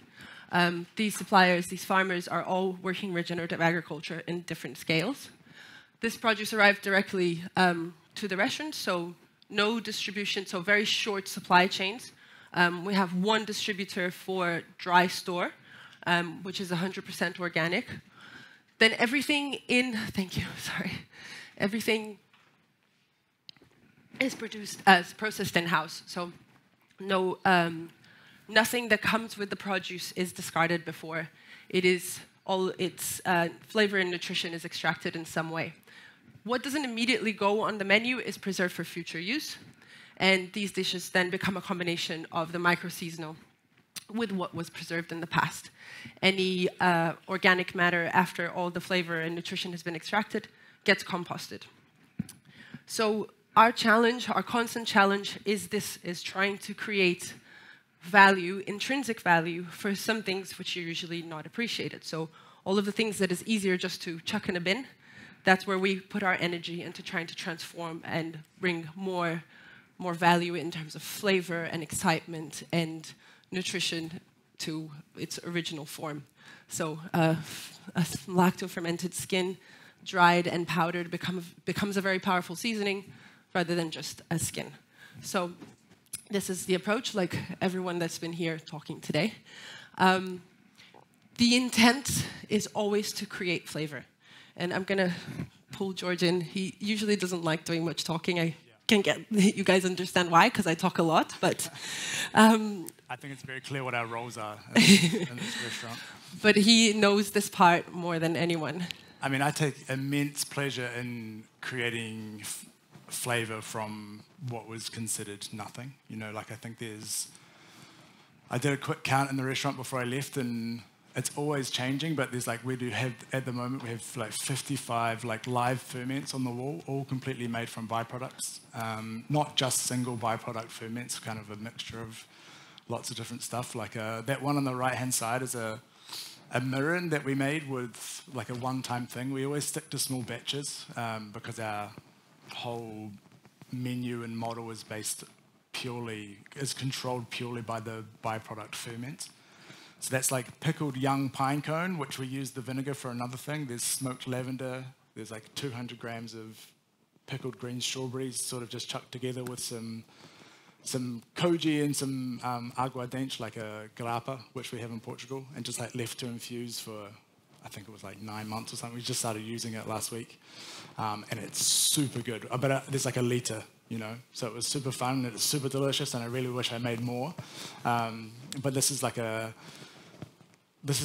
a way that I prefer to work, is just kind of keeping it in small batches, keeping it super creative, because we change the menu, man, like every single month, I would say. It's completely new, just so we're really in tune with what's happening with our farmers, and we're working really closely with them. And keeping the batches small, we are forced to change a lot. You know, I get really bored, maybe is the easiest way to say it, with you know, like over consistency of dishes and flavors and stuff. So we, on purpose, make really, really small batches. And if I have too much of a byproduct, I'll stop ordering that ingredient, and that's it. And then when we start going through those ingredients, I'll start ordering it again.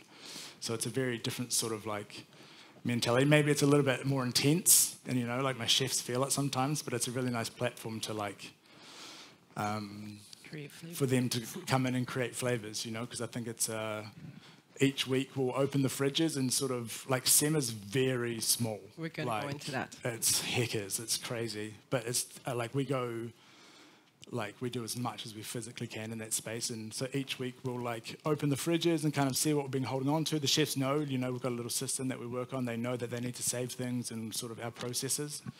And then I'll simply just go into the restaurant with a little piece of tape and a marker and put on each table, like, this table is for vinegars, this table is for mirrors, this is for kombuchas, this is for misos, whatever it may be, whatever we're kind of lacking or will be lacking. And then from the fridges, we'll put flavors just on the tables. You know, like that's how we kind of got to this one on the right-hand side. They're like, you probably wouldn't think that green strawberries, smoked lavender, and pine go together, but like it kind of makes sense.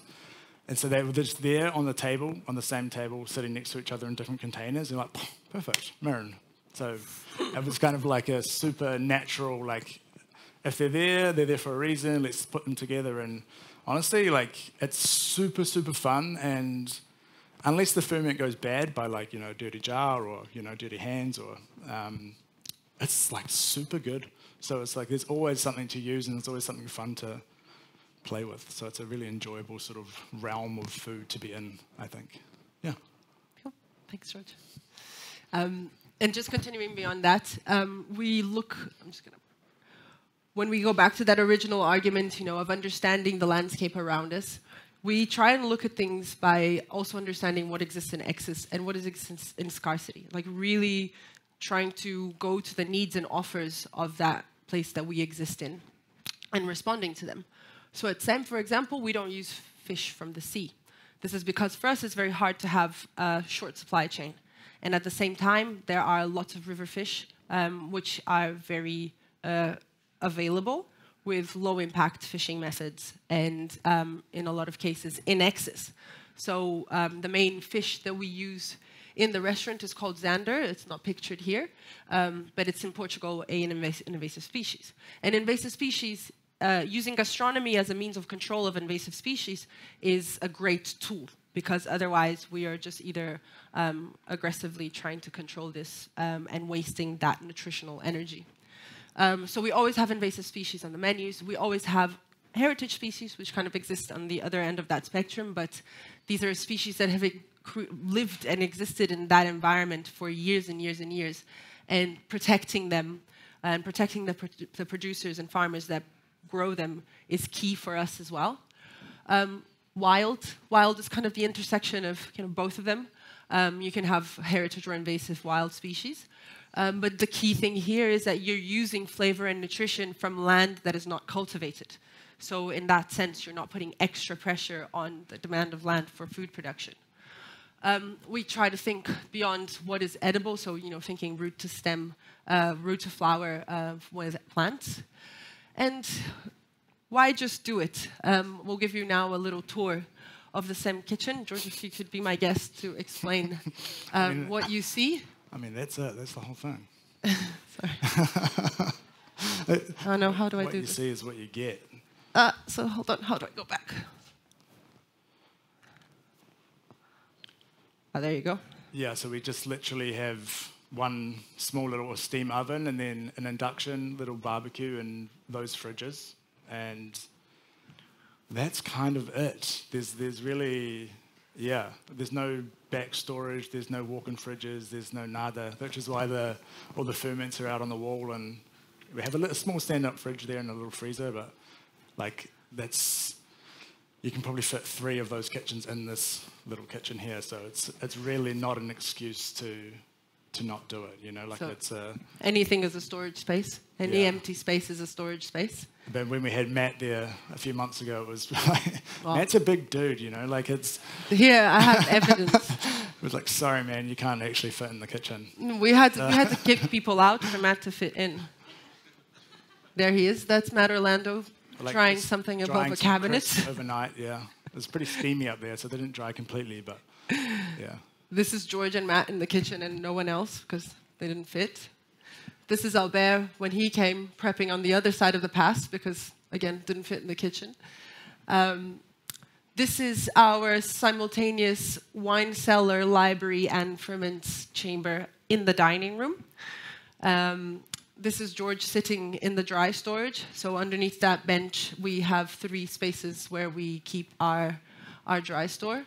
And that's about it. So before you ask, no, we don't have off-site prep kitchen. So for us, no space is not really an excuse. And just to finish for us, this is coming back to the whole point of building a resilient food system is that we should be responsible and responsive, and no excuses. That's it. Thank you.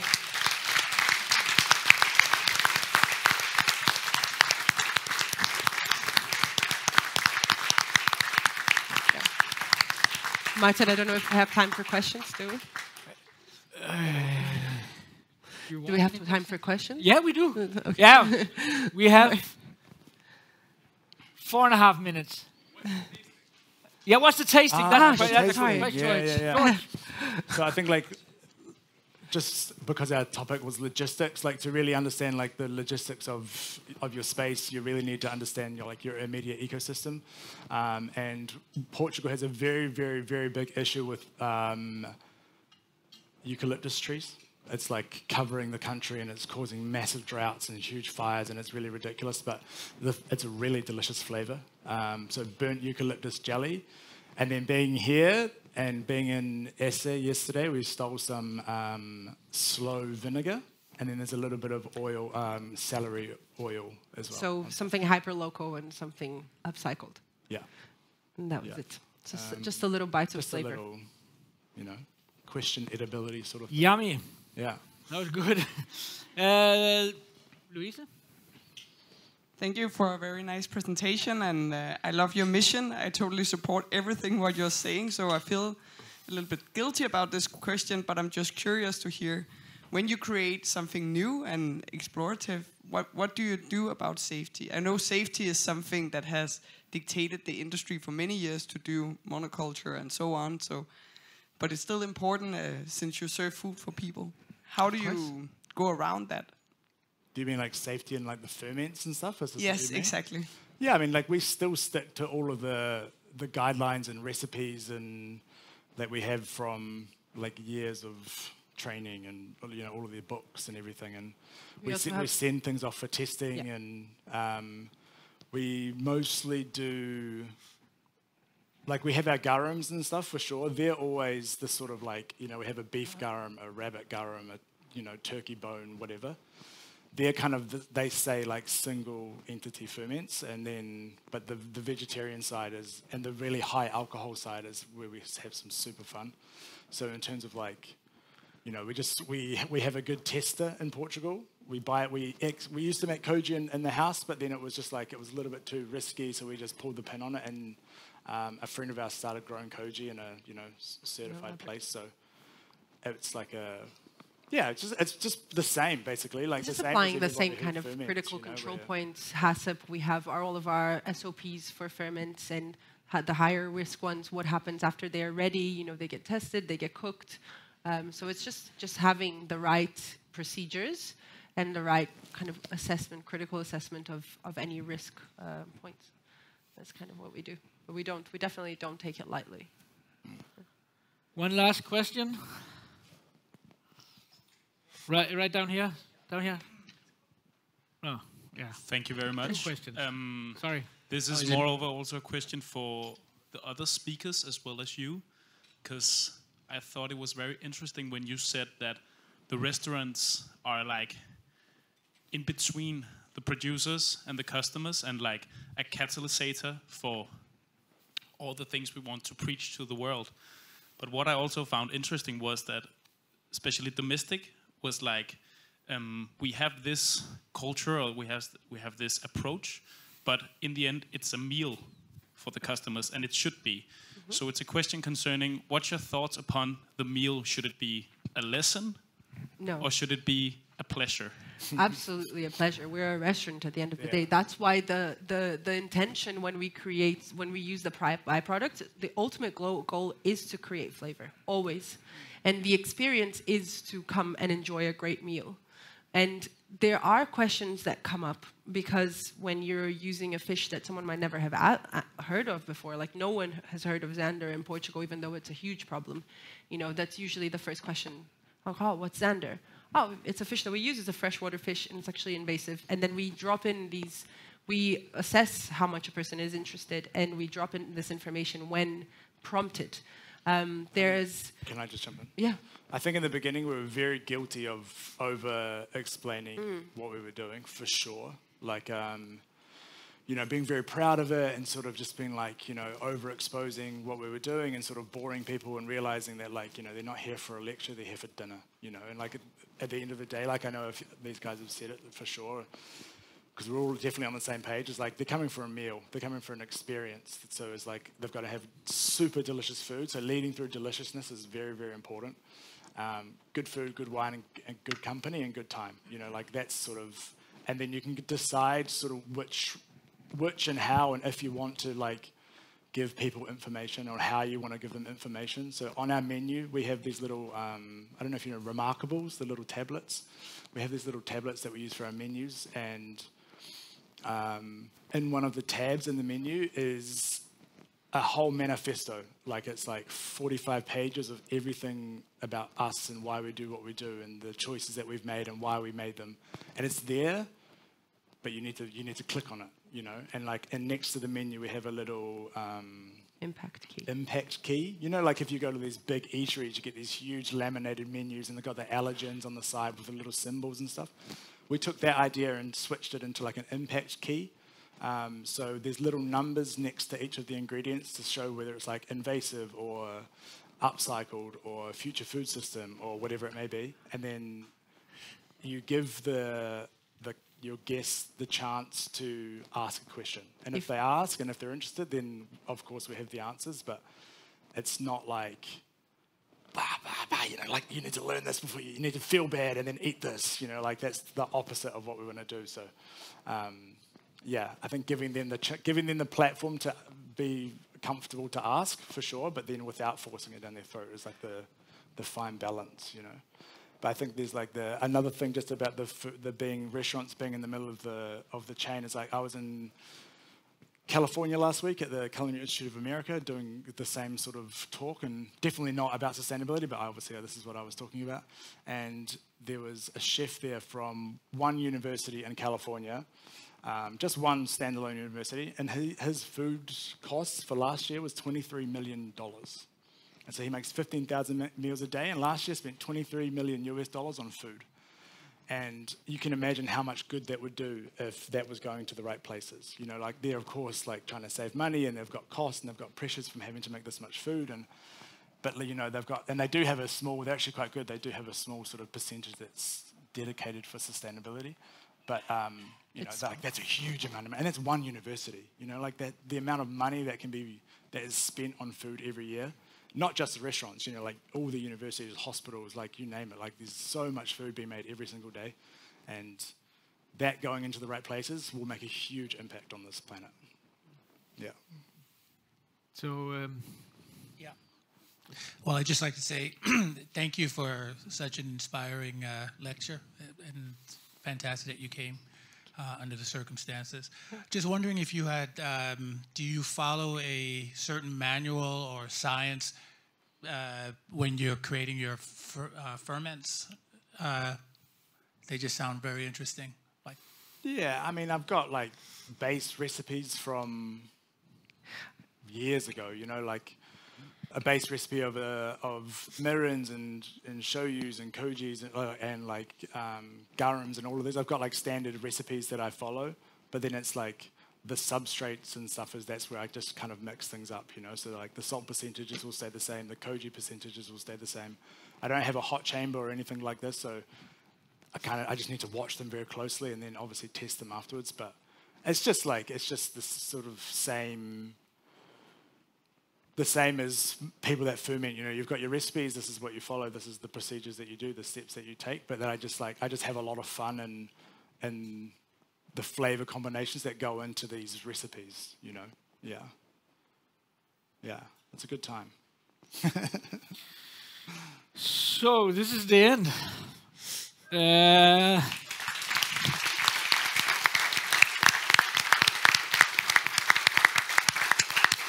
This, I don't know about you, but this has been powerful in a good way, in a positive way, and even though small hiccups here and there, and switched the cake, and we went over time, and all that stuff happens.